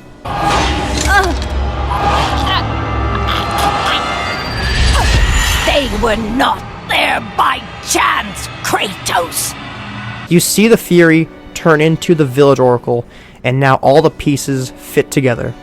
She was wearing the symbol of war because the Furies are aligned with Ares, and a goddess such as Tisiphone could have the power to permanently put the ashes on the skin of somebody. The pieces all fit, and I don't know if it's officially confirmed, but it's enough evidence for me to believe that the oracle from God of War 1 is the Fury Tisiphone. Jesus. So Cory Barlog had a response on Twitter where he confirmed Christianity is canon in the God of War universe. Is he just trolling? Maybe. But an ending for God of War 3 proposed by David Jaffe does involve Christianity, but we'll talk about that later. Also in God of War 1, you can faintly see a portrait of a crucified man which appears to be Jesus. So with this and Cory's tweet, could we get Kratos versus Jesus in a God of War game? Yeah, absolutely not. No shot that ever happens. Kratos' main weapon is the Blades of Exile in God of War 3, but originally it was going to be the Blades of Twilight. Here's a cutscene of Athena calling them the Blades of Twilight. I see truths where I did not before. I know now that we walk the same path. Perhaps these will earn back your trust. These are the Blades of the Twilight. They will help guide you on your journey. Why they switched the name? Who knows? Maybe the name just fit with the devs better. But honestly, I don't know. Let's just move on. Kratos and Deimos are both the prophecy. Now we have a theory that I think is pretty cool and could actually be possible. So this theory suggests that Kratos and Deimos are both the prophecy, as in the prophecy that a marked warrior will destroy Olympus. Now Deimos obviously has marks all over his body, so Zeus, believing Deimos to be the marked one, has him abducted. But this theory suggests that since Deimos is out of the picture, the prophecy will then move on to Kratos. So after Deimos is abducted, Kratos would then get tattoos to honor his brother, making him the marked warrior. The prophecy was going to come true either way, by Kratos' hands or Deimos' hands. The Greek gods could not escape fate. Now some people point out that Deimos died to Thanatos. How could he kill all the gods and destroy Olympus if he dies to a god, who is not even the most powerful one? But we gotta remember, Deimos was imprisoned for years and had no godly powers like his brother Kratos did. And Kratos also had the training from the Spartans and training from Ares as well. And when Kratos and Deimos fought, Deimos held his own pretty well. Yes, I know Kratos wasn't fully trying, but still, impressive. I personally believe if Deimos had the same training and godly powers of Kratos, he probably wouldn't be more powerful than his big bro, but I think he would be pretty close. Also, this theory is backed up by Zeus when he says to Gaia at the end of God of War 3, which is, Your pawn has failed you, Gaia. Perhaps you should have chosen the other one. as in Deimos. But yeah, it's all just a theory. But I would like this one to be true, because it would mean fate had a backup plan to complete the prophecy.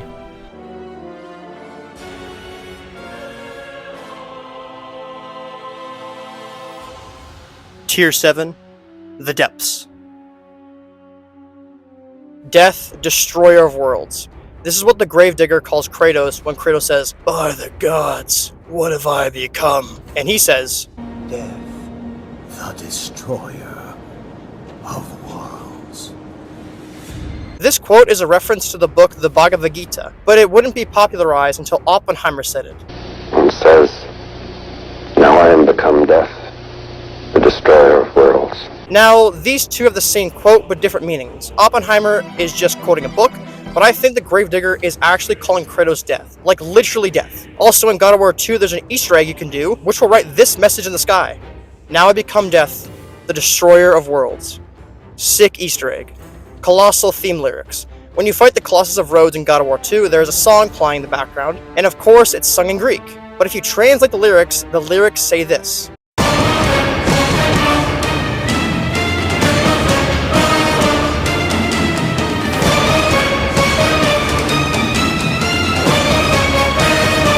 So the choir is in favor of the Colossus and wants the Colossus to kill Kratos. So this is interesting because majority of the songs in God of War, if you translate the lyrics, they're always in favor of Kratos. For example, when you fight Zeus at the end of God of War 3, the song that's playing is Brothers of Blood, and the lyrics go like this.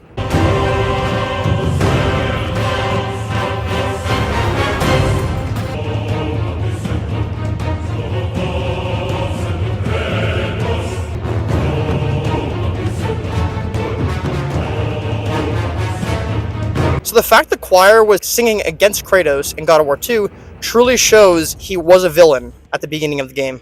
God of War 3 original story. So believe it or not, the God of War 3 original story was a lot different than the one we got. This is actually just David Jaffe's idea. It wasn't for sure going to happen, but it was just his idea. So what he wanted to do is at the very beginning of the game, you fight Zeus and you kill him.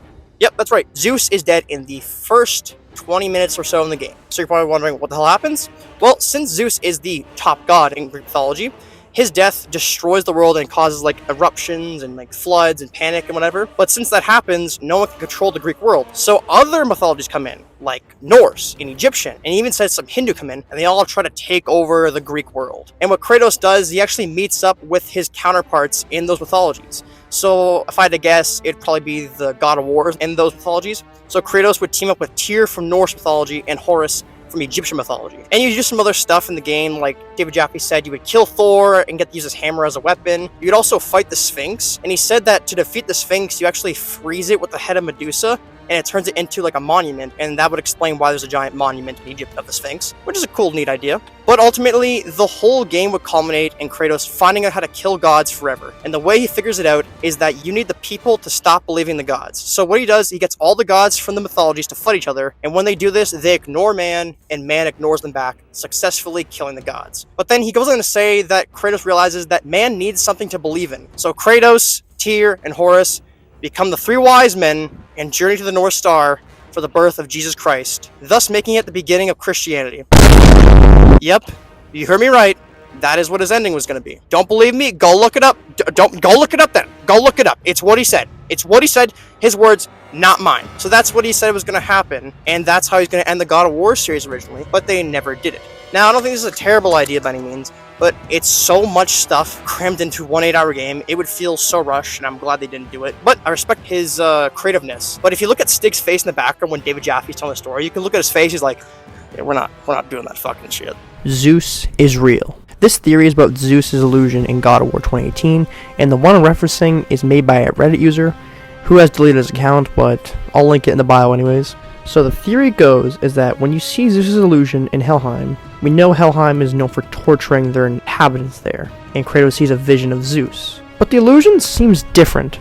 As in God of War 3, when we knock the fear out of Kratos, black smoke comes out of his mouth, and Zeus in God of War 2018 is made up of that same black smoke. And when Zeus leaves, it becomes very stormy, and actually has a real effect on the world, and not just an illusion. And the eagle in the background glances at Zeus, and we know Zeus is associated with eagles, so could this be a hint? The Reddit user also says Greek gods can't die and there's no afterlife. So the theory goes that at the end of God of War 3, when you fight Zeus' ghost, Zeus' body is dead. But what if the spirit is still alive? It made its way to Helheim. Specifically, the fear that consumed Zeus made its way to Helheim. Interesting theory. There's no mention of this in God of War Ragnarok though, so it's probably not true. God of War movie. So believe it or not, there was originally going to be a God of War movie. This was explained in Captain Kuba's interview with David Jaffe, where Jaffe explained that at one point they were working on a God of War movie with Sony. He would then explain they got the producers from Batman Begins, and they also paid roughly $1 million for an Academy Award-winning nominee writer. The story was roughly the plot of God of War 1, where Kratos journeys to retrieve Pandora's box. But they added some small things that changed the story, like the Oracle. The Oracle was actually written to be a bigger character in the movie, and it was actually a sidekick to Kratos to help with dialogue. And they also wrote Kratos a little warmer to make him more hero-like. Jaffe also explained a scene he really liked a lot that had to do with the character Pathos Verdes. He created Pandora's Temple, but is dead in the God of War 1 game. But in the movie, he would be alive. And in the movie, as long as he keeps building Pandora's Temple, he will stay alive. And seeing how Kratos is trying to get Pandora's Temple and get the box, it would destroy his life's work. He starts writing on his parchment with a quill, and when he does this, it creates real monsters in real time to stop Kratos. Jaffe explained it as the Dungeon Master from D&D. I don't know, I never played it. The role of Kratos was offered to Daniel Craig. It makes no damn sense. Compels me, though. Who turned it down?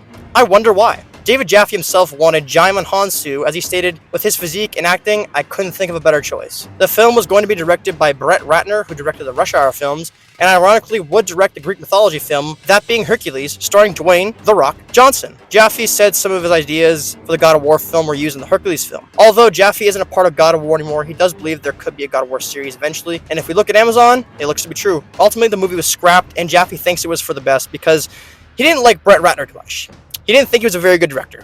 Tyr confronts Kratos on his past. Okay, so God of War Valhalla is essentially one big long therapy session for Kratos. So throughout Valhalla, Tyr confronts Kratos on his past and gives him a different perspective on how he sees his younger self. But I also think this DLC gives the fans a different perspective on how they see the younger Kratos. Because Kratos himself and a lot of fans only see younger Kratos as brutal, arrogant, and bloodthirsty. Now don't get me wrong, Kratos was brutal, arrogant, bloodthirsty, and bald in his days in Greece, but he was also more than that. When Kratos sees himself giving his soul to Ares to defeat the barbarians, he sees it as him being selfish and only thinking of himself to get ultimate power. However, Tyr shows him Kratos was in a war, and the only way him and his Spartans could make it out was him making that deal with Ares. And it's also explained that if Kratos and his Spartan army died, the barbarians would have taken Sparta's land, killed all the people, and violate the women. Kratos did sell his soul, and it did lead to bad things, but he also saved his people and his family in this moment. Kratos had no other choice. Asking Ares for help was his only option. Then we see Tyr showing Kratos how he saved the world and Chains of Olympus by putting the sun back in the sky. Kratos thinks it doesn't matter because he would eventually destroy the world, so him saving it here doesn't matter. However, Tyr tells him Kratos has always been a complicated person. Yes, he has done many bad things, but he's also done many good things in his past as well. And finally, Kratos seeing himself killing all the gods and destroying the world was his greatest evil and is irredeemable. However, Tyr shows him yet again that yes, he killed the gods that led to the destruction of the world. However, these gods were corrupted by evil. They were evil gods. Kratos had to kill them, because if he didn't, these gods would have brought destruction and chaos to the world. And Kratos, after killing them, does end up giving hope back to the people at the end of the game. Mimir says he came full circle and did the right thing. Now, whether or not Kratos unalived himself here because he wanted to help the people of Greece or he just wanted to die doesn't really matter, because either way, he does technically sacrifice himself and release hope to the world that ends up saving the people in Greece. This DLC would all culminate when Kratos confronts his younger self and says to him, You are cruel and arrogant and selfish. But you are more than that. You have always been more than what others saw. You are more than that. Basically, he is saying to his past self, you were more than just a monster. You were a father, you were a husband, a man who would do anything for his people, a man who saved the city of Athens, and even at his worst, sacrificed himself to save the world. I think this shows that Kratos, even in his Greek years, deep down was a hero, in my opinion. He was just wronged by so many people, betrayed so much, and all his family died. It just led him onto this path. But I believe if circumstances were different, I believe Kratos would have been a hero to Greece. And going by the vases we see, it appears he is being worshipped there right now, well, in the God of War universe. This is, in my opinion, is not only Kratos confronting his past, but also the game devs giving a different perspective on how the fans see Kratos in his younger years. Because some fans see him only as, I kill everybody, I'm angry, rah. But no, Kratos was a much more complex person in the Greek years, and this DLC does a great job of showing it. Honestly, this DLC is so good on its own, and it complements the old games so much, and it's almost like a love letter to the OG games. Great job, guys. God of War 1 Remake. So I mentioned earlier in the Iceberg the God of War game's getting a remaster, but what if instead of a remaster, we get a full remake of God of War 1? Yes, I know it's unlikely, but just let me finish. It's unlikely, but not impossible. We face nearly every enemy from God of War 1 in Valhalla, and we go into quite a few areas from God of War 1 in Valhalla, like Ares' throne, the Chamber of Sacrifice, the Aegean boat, and the Desert of Lost Souls. Could this be a hint? Other video game franchises have made remakes recently, like Resident Evil, which have been cranking out remakes since 2019, and they have been mostly successful. So could Santa Monica Studios be playing a God of War 1 remake before we see Kratos travel to his next mythology? It's unlikely, but never say never. Elysian Fields and Valhalla are the same. The Elysian Fields are essentially Greek's version of heaven, where you'll be judged by the three judges, Minos, Sarpedon, and Rhadamanthus. I don't really know some other names. Let's just get on with it. If you were good, you get in. If not, well, that sucks for you. You go to Tartarus. But in Norse mythology, Valhalla's version of heaven is specifically for warriors' heaven. You only get in if you die in battle. And that's all I could really find. And I guess it's supposed to mean the same place for Greeks and Norse. They just interpreted it differently. In my opinion, it's just two different things. I don't think there's any connection here, guys. Surrender, Kratos. Okay, so this is an Easter egg from God of War 1. It happens after you speak with the Gravedigger. I'll put a link in the description on how to do it. But after you complete the specific steps, a message in the sky will say, Surrender, Kratos. So I got no idea what this means. It must relate to Zeus, considering it's in the sky, and Zeus is the god of lightning and the god of the sky, you know what I mean? But Zeus is helping us in this game, and he doesn't become a villain to God of War 2, so that wouldn't make much sense. So either two things are happening here. One, it's a meaningless Easter egg that meant nothing and it was just for fun, or two, it was gonna mean something in a future game, but it got scrapped. Either way, still a pretty neat Easter egg. Giant in a diaper. In God of War 1, you can go to the character graveyard, where these scrap characters are shown, and one of them is a big man in a diaper. Why do they have this bootleg Santa Claus in the game? They already started making the God of War game and got a lot done, but didn't finish Kratos' design yet, so they decided to use the man in the diaper as a placeholder, while they were making the actual Kratos. How they got this model is beyond me. Some of the life's greatest questions are meant to be left unanswered. So technically, Kratos' design is an overweight naked man in a diaper. I wonder how we react to this. Dead goat. Okay, so this is insane. So I guess in 2007, Sony threw a party for the launch of God of War 2. And apparently at this party, guests were invited to reach inside goats' still warm carcasses and eat offal from their stomachs. Guests even had competitions to see who could eat the most offal from the goat's stomach. And there was also topless girls dipping grapes in people's mouths there, and a male model playing Kratos handing out garlands. Sony came out and apologized for this, but also cited that some of the things that were mentioned in the article were false, like eating offal out of a dead goat. That didn't happen. But there was actually a dead goat there, though. Just what the hell is happening? Sony also explains it wasn't offal, but rather a meat soup from Greek cuisine. This whole situation is so bizarre, but I just love Sony's response. It's like, we didn't eat intestines out of a goat's stomach. We only had a dead goat there. It's just... fuck it, whatever. No matter. This is what Zeus says to Kratos right before he kills him in God of War 2. Well, not exactly, but when Zeus kills you at the very beginning of God of War 2, he says, Even now, as you draw your last breath, you continue to defy me? Everything you have ever known, Kratos, will now suffer because of your sacrilege. You will never be the ruler of Olympus.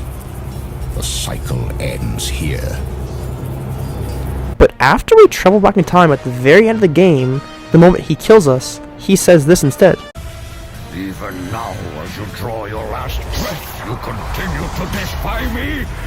No matter. So one of his lines is different from the beginning of the game. Why does this matter? Well, what if instead of Kratos traveling time, he traveled the multiverse? Ooh, spooky, scary, more on this later. Thor's death. When Thor dies at the end of God of War Ragnarok, he just turns to green particles and floats away in the wind. But it's different from the other Norse gods dying. Like Baldur, and Heimdall, and Odin. They all keep their physical bodies when they die, but why does Thor evaporate into particles? Well, if we look at Athena's death in God of War 3, when she sacrificed herself to save Zeus, she does the same exact thing, turn to particles and fly in the sky. It's different from the other Greek god deaths, because they all turn to gooey mush and flies and gross stuff. But she was brought to a higher plane of existence for her sacrifice of Zeus. I don't... My sacrifice to save Zeus has brought me to a higher existence. Could Thor's death be a way of sacrificing his way out of his father's rule? He's basically Odin's, yes man the entire game, just does whatever he wants. At the very end, he decides not to, and chooses the right thing to do, and Odin kills him for that. So, could his death be a self-sacrifice in a way, and Thor ascended to a higher plane of existence? Maybe. The Sisters of Fate are still alive. Well, we know one thing for sure. Clotho is dead. That bitch is for sure dead because we put a hook through her head. But the other two sisters, Lachesis and Atropos, are never killed. We just trap them in the past and break the mirror. So they can't come back. And this is backed up by Cory Barlog saying only Clotho is dead. Atropos and Lachesis are still alive and are trapped somewhere in the past waiting for revenge. Could they become an enemy in a future God of War game? Possibly they could tie it in, but also they didn't appear in God of War 3. But who knows? Maybe they'll hide it in somewhere. I don't know. The Blades of Chaos follow Kratos. So getting back to the God of War comic, Fallen God, it explains why Kratos still has the Blades of Chaos. And the reason he still has it is the Blades of Chaos will follow him wherever he goes. Literally wherever he goes. When he hucks it into the sea or into the horizon, they always end up back at his feet. It seems when Kratos made his deal with Ares, the Blades of Chaos will follow Kratos literally forever. And is so strong that even after he killed all the gods in Greece, the Blades still follow him, forever reminding him of his past. And this is why in God of War 2018, he has them under his house, because he simply can't get rid of them. It appears they'll be with him forever.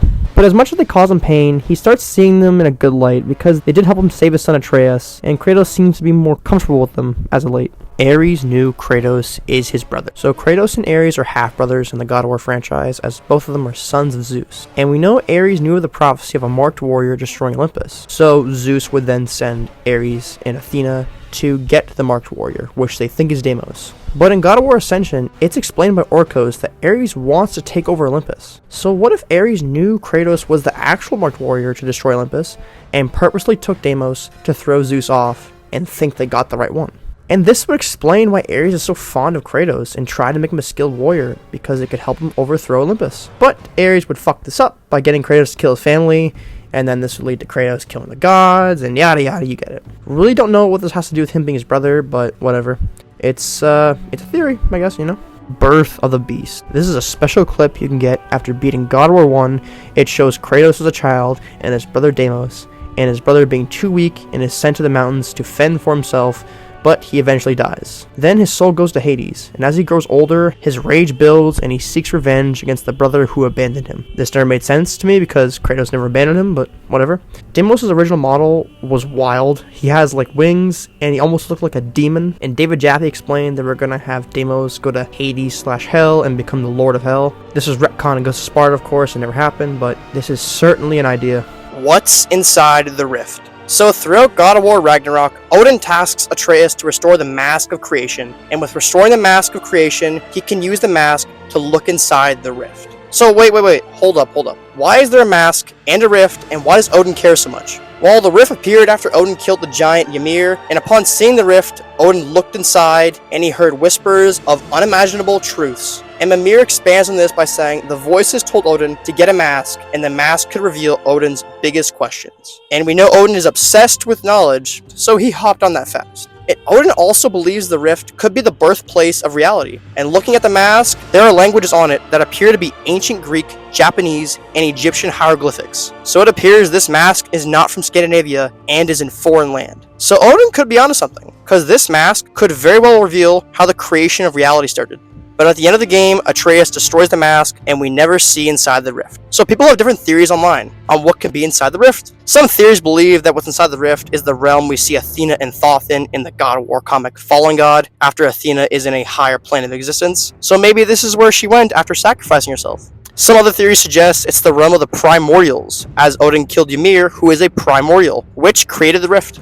Also, if you don't know what a primordial is, it's a living personification of something. For example, Gaia is a primordial, and she is essentially the living body of Earth. And if you're not into those theories, you could go with the whopper of a theory, which I like the most, which is from Captain Kuba. And his theory, it has to do with Gnosticism and the evil deity, the Demiurge. My explanation will not do it justice. I highly recommend you go check out his video on it. But at the end of the day, we don't know what's inside the rift. But I believe we will eventually find out what's inside this damn rift. Athena is alive. In God of War 2018, after retrieving the Blades of Chaos, we see Athena in this scene. It's chalked up to an illusion, but what if she's real? We know her higher power is still alive, so what if she's still haunting Kratos on his past all these years later? It's possible and way more likely than Zeus, but again, we don't see her in God of War Ragnarok. But I have a feeling this isn't the last time we see Athena in the God of War universe.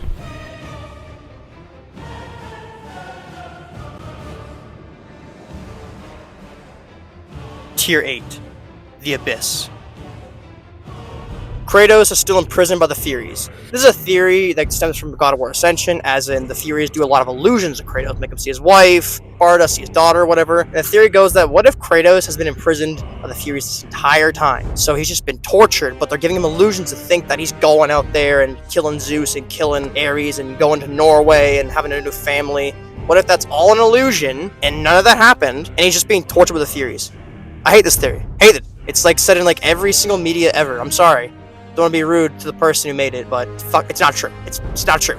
I would never play God of War game again if this was true. Deimos served Ares. This is a theory proposed by a few fans and even Captain Kuba himself, where it says when Ares abducted Deimos because of the marked warrior, yada yada yada, you already know how it is. It's theorized, what if Deimos served the gods like Kratos did? First off, Deimos is jacked like his big bro. So the first point is, why did the gods let this guy who was supposed to kill them get so jacked? And the point is, he has armor, and appears to even have weapons on his hands, like boxing gloves. They're very similar to the Nemean cestus in God of War 3 when you defeat Hercules. So yeah, why would these gods tolerate Deimos and not kill him? Well, going off what Captain Kuba said in the video, he says Orcos says this line in God of War Ascension, which may provide some context. Oh, Kratos. The god of war has been plotting for years. I was brought forth by the joining of the War God and the Fury Queen. In rage and insanity, Ares hoped to conceive the perfect warrior. But I was only a disappointment to him. Here it suggests Ares knew the Mark I prophecy and tried to conceive the warrior himself, but it didn't work out. So we know Ares wanted to take down Olympus, so what if after the failure of his son, he was told to get the marked warrior and grabbed Deimos, and instead of killing him, he brutally trained him to take down Olympus, and this would make so much sense, because Deimos is A, alive, B, ripped, and C, has weapons. And maybe after Ares found Kratos, he thought maybe this guy is the actual marked warrior, and took Kratos under his wing, and tossed Deimos to the side, and this would explain why Thanatos has him, because Ares just gave up on him, and gave him to Thanatos. This theory is definitely more likely than most God of War theories. I personally think it could be true because this would make a lot of sense mythology-wise, as I've stated that Deimos is the son of Ares in Greek mythology, and serves him as well. Distorted Solar System Model. Man, if you guys love God of War content, please watch Captain Kuba, because we're coming at you with another one of his theories. Seriously, this video would not be possible without his channel. Anyways, in God of War 2018, in Tyr's Vault, you can find an artifact of a solar system, and as Captain Kuba points out, this is a modern artifact. As we know, God of War 2018 roughly takes place 1500 to 2000 years in the past of our modern day. So what is a modern artifact doing in Tyr's Vault? Well, as Captain Kuba points out, this model of solar system wasn't proposed until 1781 by William Herschel. He also points out the astronomical equipment of the 1700s is similar to the artifact in Tyr's Vault. But he also says the way the planets are aligned aren't the same, and maybe this is an alternate dimension of our world. He theorized that someone in the 1700s gave Tyr the artifact to warn Tyr about future catastrophic events. But I honestly think it makes more sense if Tyr went there and got it, because, well, it's shown he has traveled to different mythologies. But nonetheless, it's a great theory. But what I'm excited for is we see the planets. Why? Because you see our planets like Earth, Mars, Venus, Jupiter, Saturn, Uranus, and Mercury. And why exactly am I excited to see this? Well, because most of these planets are named after the Roman gods, aka the Greek equivalent names of the Roman gods. Mercury is the messenger god, aka Hermes. Venus is the god of love, aka Aphrodite. Jupiter is the god of the sky, aka Zeus. So since we see these planets in our solar system, which are mostly named after Roman gods, could this be a hint that Roman gods exist in the God of War universe? They just may be. Kratos' immortality curse. Kratos has beaten death multiple times in the God of War games. It was even stated by Cory Barlog that Kratos can't die, or so he can die, but he will always come back. But why exactly can't he stay dead? We have seen multiple different gods from different pantheons die and stay dead, but why not Kratos? Why can't he stay dead? Well, Cory Barlog had this to say about it. Spoilers. The sort of memory of that event forever. He can't die. He's doomed to walk the earth forever, right? And being alone with his own thoughts obviously is terrible, right? So this kid is his lifeline. So this had people theorize. Some theories suggest that he is just too angry to die, or because he's just the protagonist of the game, so that's why he won't die. But I do believe the reason Kratos can't die isn't just because he's our main character. I think there's definitely a reason to it. Other people have theorized that once Kratos had the ashes of his wife and daughter on his skin, from there on he will forever be cursed to live forever. Another theory is Persephone says to Kratos before she dies, "Your suffering will never end." People think she could have put a curse on him in that moment, so he can never die and will forever be suffering forever. And another theory I've read is Kratos can't ever die is because he is death / the Grim Reaper. This could explain a lot, and something I'll talk about later on in the Iceberg. But honestly, we don't know. He's just cursed as is. But one theory I think is possible is, what if Kratos is being watched over by a higher being of God? A god so high in power, it looks over all the mythologies in the God of War universe. This creator / god is keeping Kratos alive and will never let him die. Maybe because he wants to torture Kratos. Or maybe because Kratos is far too important to let die. Odin is Tyr. So as we know, Odin will do anything to find out knowledge about his death at Ragnarok. There's a theory that Odin is Tyr in disguise to go undercover with Kratos and Atreus to find out more information. There was multiple different theories that Odin was Tyr through the prophecies we see and subtle hints about Tyr in God of War 2018, but I will not bore you with details because in God of War Ragnarok, it is revealed that Odin is Tyr in disguise, and the real Tyr is imprisoned. So yeah, you theorists were right. Pat yourselves in the back. Don't you tell me how many calories I need, bitch! Tyr is Kratos. This is a theory that stems from that since Kratos is the god of war, and Tyr is the god of war, Tyr is just the Norse equivalent of Kratos. This theory was proposed by Krongfa on Reddit. The brief theory is Kratos and Tyr are both the god of war, and both of them have traveled through different dimensions, aka different mythologies. Tyr is depicted as a good god, and by the end of God of War 2018, Kratos and Atreus aspire to be good gods. The Reddit user also points out that the World Serpent does travel time during Ragnarok. Who's to say Kratos doesn't as well? And also travels back in time once they reach Ragnarok, and from there, he becomes a peaceful god, traveling to different worlds and different mythologies to spread peace, and tying everything together in one neat bow. Basically, the theory is Kratos is Tyr from the future. And more to back this up is Tyr is cool to giants, and we know Kratos is married to a giant, and his son is half giant. I like this theory, and there's a lot of details mentioned that support it. However, this theory is proven to be not true, as in Ragnarok, Kratos does not travel time, and Tyr is his own person. But hey, I respect the effort. Ares' soul is still alive. So after you beat God of War 1 on very hard mode, you get the phone number, and if you did as you're told, you called it and talked to Kratos. But if you didn't, I'll play this specific part to you anyways. Many have asked how I killed an immortal. How can a god itself be destroyed? For your reward, I invite you to gaze upon this, the true fate of Ares. The soul of Ares itself, the soul of war, the soul of hate. See how it writhes in pain. See how it struggles to be free, and yet here it stays, unable to breach the walls of this room. What does it want? What is it for? And more importantly, how can I use it when I finally decide to take revenge on him?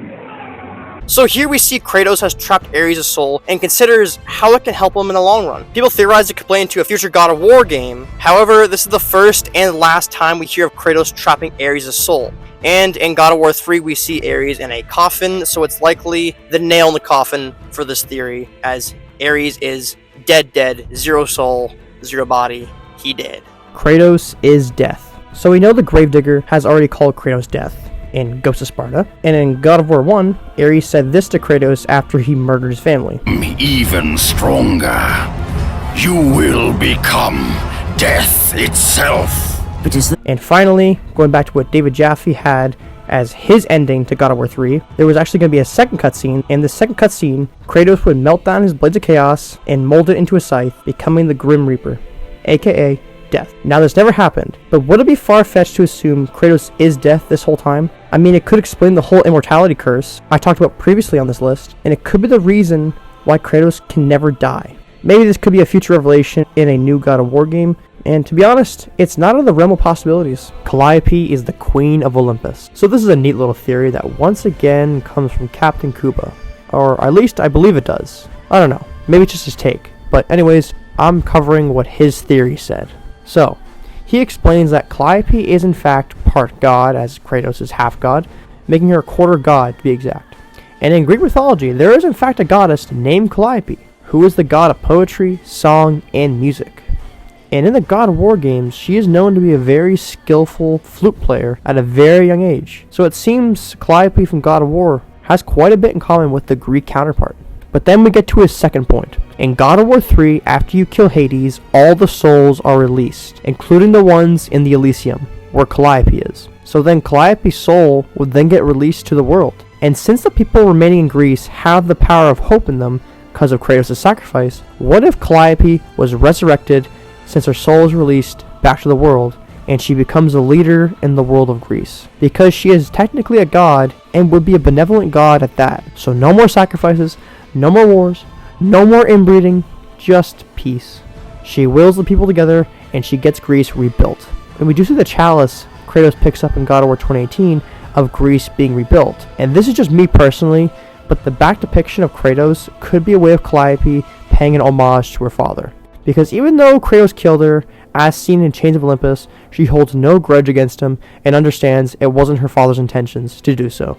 And also in Chains of Olympus, Kratos does leave her and she is very sad, but Kratos did that to save her, so I think she would understand. So that's a theory. I think it's possible. It's very well put together. Would they actually do this? Likely not, but you never know. Crazier things have happened. Zeus apologizes. This is a cool scrapped line from God of War 3. After you slam Zeus's head on a rock at the end of God of War 3, black smoke leaves his body, and Zeus says this line. Kratos, my son. I'm sorry. Release me. So this line is saying Zeus never wanted to kill Kratos. It was the evils from Pandora's box that drove Zeus to try and kill Kratos. However, they didn't want to use this line because they didn't want to make Zeus sympathetic. Because, well, Zeus was always an asshole before he was corrupted. Seriously, some people saw Zeus as good before the evils corrupted him. Hell no! He's always been a prick. He may have been cool with Kratos and wouldn't have tried to kill him if the evils didn't corrupt him, but even before he was corrupted by the evils, he was doing some messed up shit. For starters, he tried to kill Deimos, who was a child, by the way, put a curse on Kratos' mother to turn her into a horrifying monster. He made Pathos Verdes build Pandora's temple, which is literally designed to kill people. And if this Zeus is even 10% of the Zeus from Greek mythology, which he is, he at least committed a few acts of adultery, sexual acts that were not consented, and one time he slept with someone as a swan. The dude put a cuckold on the entire Greek pantheon. For I'm concerned, Kratos did us a goddamn favor for getting rid of that white-bearded, horny menace. Nonetheless, it's a cool line. Kratos traveled the multiverse, not time. This theory stems from what I've already talked about earlier in the Iceberg of the topic that is no matter. Quick recap, Zeus says to Kratos before he kills him, For now, as you draw your last breath, you continue to defy me? Everything you have ever known, Kratos, will now suffer because of your sacrilege. You will never be the ruler of Olympus. The cycle ends here. But then when Kratos travels back in time at the end of the game, the line is now, Even now, as you draw your last breath, you continue to defy me? No matter. So Kratos traveled time and the line is different. So what? Well, the theory comes in as, what if Kratos didn't travel time, but he in fact traveled the multiverse? And this is why there's a minor difference in Zeus's dialogue, because Kratos didn't travel time. He traveled to a completely different universe. And if this theory is to be true, our Kratos technically never got revenge on the exact Zeus that screwed him over so many times. Meaning our big bad villain in our OG universe never got what he deserved. This is all a theory, and the developers may have just switched the lines because it sounded better, but a man can dream. But I'll be honest, this is definitely not true, because the Fates control time and not the multiverse, and these Fates have been around for thousands of years probably, and I think they would realize they're traveling the multiverse and not time at this point. They can't be that incompetent. If they are, then they should have been fired like a long time ago. But yeah, that it's true, but you never know. Spooky. Oh, crazy. Zeus is trapped in hell. If we believe Zeus is real in Helheim, then we can assume the possibility that Zeus is somehow trapped there. So this is possible because when gods die, we don't know what happens to them. So people think they may have just ceased to exist, or maybe their souls continue to wander. So what if Zeus's soul just wandered until it got to Helheim, then once it got there, Hell refused to let Zeus leave, thus trapping his soul forever in the cold winds of hell. Tyr warned Zeus about Kratos. So this theory comes from what I believe is the Redditor Shades Path, where his theory is that Tyr warned Zeus about Kratos because he knew the destruction he would cause. He points out that Zeus was driven by fear to kill Kratos, but why wasn't Zeus fearful of his other godly brothers and sisters, who could take his throne as well, and he was only fearful of this demigod? He explains that since we know Tyr can travel to different realms, and has traveled to Greece at one point, what if he knew Kratos would start Ragnarok and started warning the gods of the destruction he would cause? Tyr is also known for peace and not war, so this could be his way of preventing war. This could explain why Zeus wanted to kill Kratos so much. Now, I don't want to be a bummer, but this theory is just not true. First off, Zeus wanted to kill Kratos because of the marked warrior prophecy that would kill Zeus and take over Olympus. And we also know this isn't true because of what happens in God of War Ragnarok and God of War Valhalla, where Tyr basically shows he didn't even like the Greek gods at all. And let's be honest here, this is Zeus we are talking about. This guy is stubborn as hell and only thinks with his penis, and him and Tyr couldn't be more different. So if we assume Tyr would even warn Zeus, which I don't think he would at all, but let's just say he does. You think Mr. Lightning Hands would listen to an outsider? Hell no. He would have told Tyr to kick rocks and probably throw a lightning bolt at him or whatever. Sorry, I didn't mean to crap on this person who made this theory too much. No hate to the person, but it doesn't seem to make much sense at all. But that's just me. Let me just clear my throat. Alright. QUJIKPHIUEEEKMJQUJ. Woo! Okay. Now, I've always wondered what these words mean. What the hell do these letters even mean? So, we're going to get into it right now. So, if you play God of War Ascension and you go to a certain painting in Chapter 14, it will read, "Of all the prophecies I've seen, this one haunts my dreams," and its letters just said, "The full truth of this nightmare yet remains." What the heck does this mean? Well, people online actually figured it out and what it is, and it's actually a cipher, and it actually translates to sun, bird, bull, lion, sun. How did people figure this out? I got no idea. They're very smart, and I'm not. But by doing this specific code, the painting will change, and the text as well will change, now saying, "When the world stops, the journey begins." So what does this mean? Well, many people believe this was a teaser for a new God of War game, and now more people believe that this cipher was indeed a teaser for God of War 2018. And if that's true, which I do believe it is, it's one hell of a teaser. Especially since these games were released 5 years apart, and most people thought the God of War series was going to be on a hiatus after Ascension. Now, for the meaning of the prophecy when it says, "When the world stops, the journey begins," in my opinion, I think when it says, "When the world stops," it's Kratos destroying the world, killing Zeus, and the world is destroyed, aka the world stops.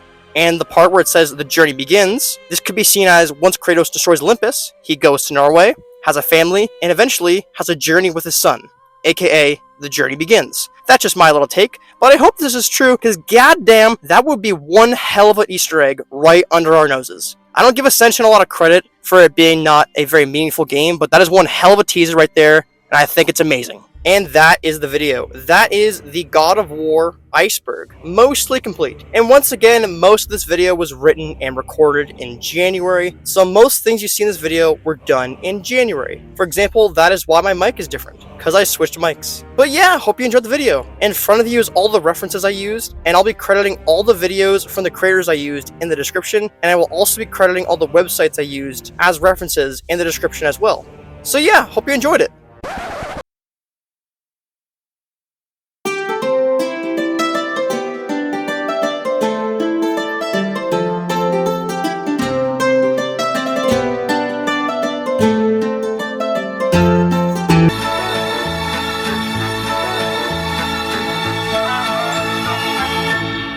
Now let's get on to something a little different. I got a little rant, a little tizzy to go off of on the God of War franchise, and it has to do with the fanbase. And this is only a minority of the fanbase, very small, but my rant is basically that some people hate Kratos' character in God of War 2018 and say his character transitioning from God of War 3 to 2018 doesn't make sense and actually ruined his character. I'm going to explain to you why that's a bad take and I simply don't agree with it. And I'll explain to you why his character works in the new games. So let's start off with God of War 3. Kratos is kicking names and taking ass and killing every god in his path. He's on a rampage and is going to kill Zeus one way or another. You know, he's shooting the shit, he's gouging out Poseidon's eyes and taking Hades' soul and ripping off Helios' head. But there's a switch in him later in the game. Now, we see Kratos in this game as cold, heartless, and basically a monster at this point. However, we see a switch in him once he meets Pandora. When he meets her, he shows sympathy and actually protects the girl as if it was his own daughter. And this truly shows Kratos still had some humanity left in him.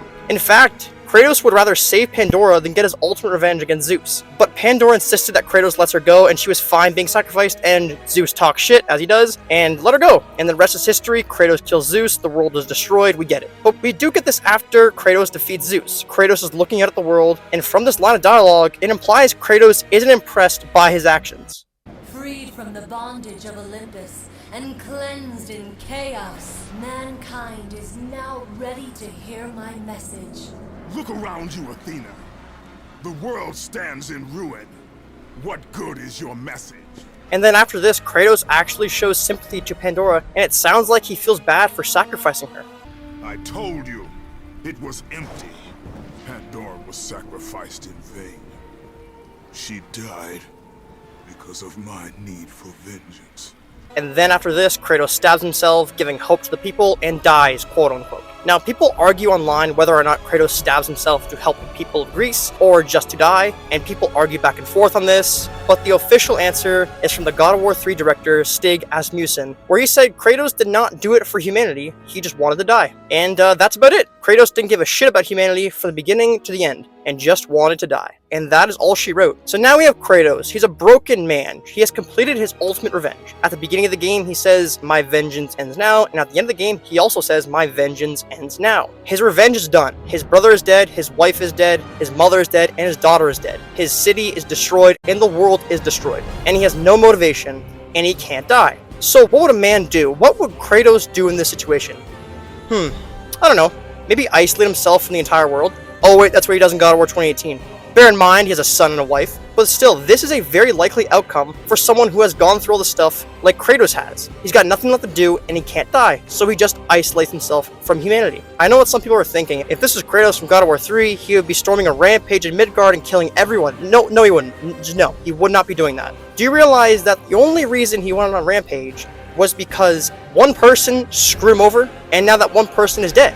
So he doesn't need to go on another rampage. He literally says in God of War 2, "I'm gonna kill Zeus." And Athena says, "If you kill Zeus, you destroy Olympus." And Kratos is like, "I don't want to destroy Olympus. I just want to kill Zeus." And she says, "If you kill Zeus, it will literally destroy Olympus." And he's like, "Alright, fuck it, I'll just do it anyways." So the bro just wanted Zeus to die. If you go by dialogue, he said to Hermes, "I don't want to fight you because you're not worth my time." He gave Helios a second chance, despite saving his life in a previous game, and Helios fucked that up. And he didn't want to fight Hercules and actually tried to talk some sense into him to not fight. And he didn't want to kill Hera either, but she talks some mad shit. So basically what I'm saying is, he didn't want to kill majority of the gods in this game. The only ones he was going to kill for sure were Zeus and probably Hades and Poseidon because he had beef with them. So what I'm trying to say is, this could have all been avoided if Zeus didn't fuck everything up. And listen, I love God of War 3, but I feel like most people who say this are people who just played God of War 3 and didn't play any of the other games. You realize Kratos isn't born evil. Dude has been tortured essentially since birth. He wasn't born a killing machine, he was made into one. And Kratos does do some good in the games before he hits his breaking point. He literally saves a random Greek guy in Ascension for no reason. He also defeats the Furies in God of War Ascension, who are evil. And he also has a friendship with Orcos, so who doesn't love that? And in God of War Chains of Olympus, he straight up saves the world. And in God of War 1, he saves Athens and kills Ares, who is also just straight up evil. And yes, he doesn't do all good in the game. He does some questionable things.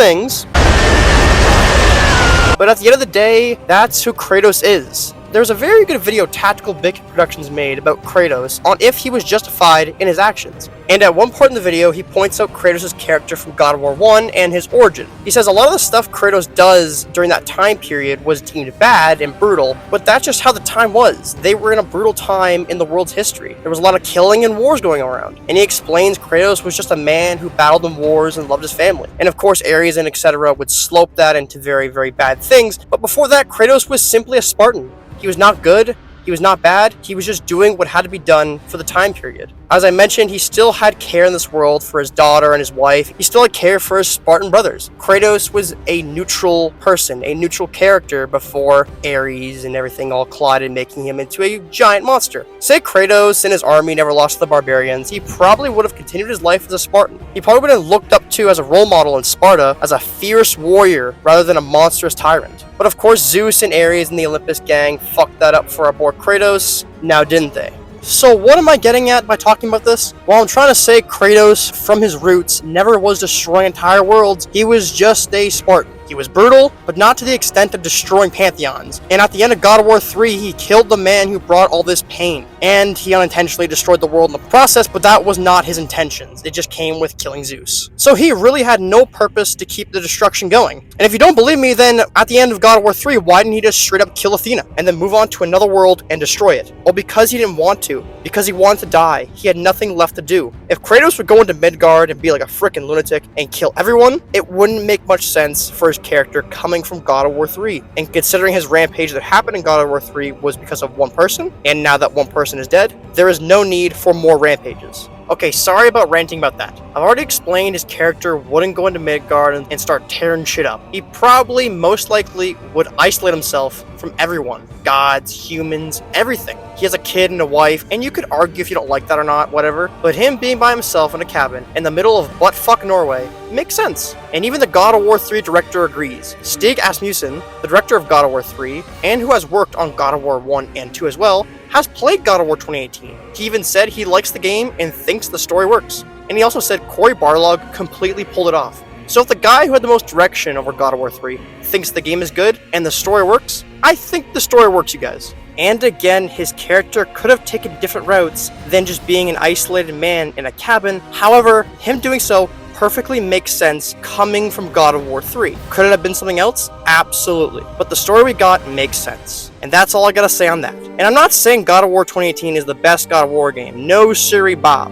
If you think God of War 1, 2, 3, Ghost of Sparta, etc. is the best God of War game, that is perfectly fine. That is your opinion. More power to you. And if you don't like God of War 2018 because you don't like the gameplay and how it plays in an RPG fashion, that is completely fair. Totally understandable. If you don't want to play the game because of the gameplay, I completely understand. It's just his character. His character does make sense in God of War 2018. But gameplay-wise, I don't understand. Me personally, I like God of War 2018's gameplay, but honestly, nothing's gonna beat God of War 3's gameplay for me. The gameplay is still incredible, even though it was made nearly 15 years ago. Still insane. That game is so good. Okay, I'm gonna stop, sorry. But yeah, that's all I gotta say about that topic. And I just realized I ranted about a video game for 10 minutes. What the hell am I doing with my life? Anyone who's watching this, don't be like me. Stay in school, enjoy video games, don't argue about them like me. Anyways, that is all from me. This video was long to make, but it was very fun as well. I hope you enjoyed it and learned something new about God of War. If not, then I failed. But if not,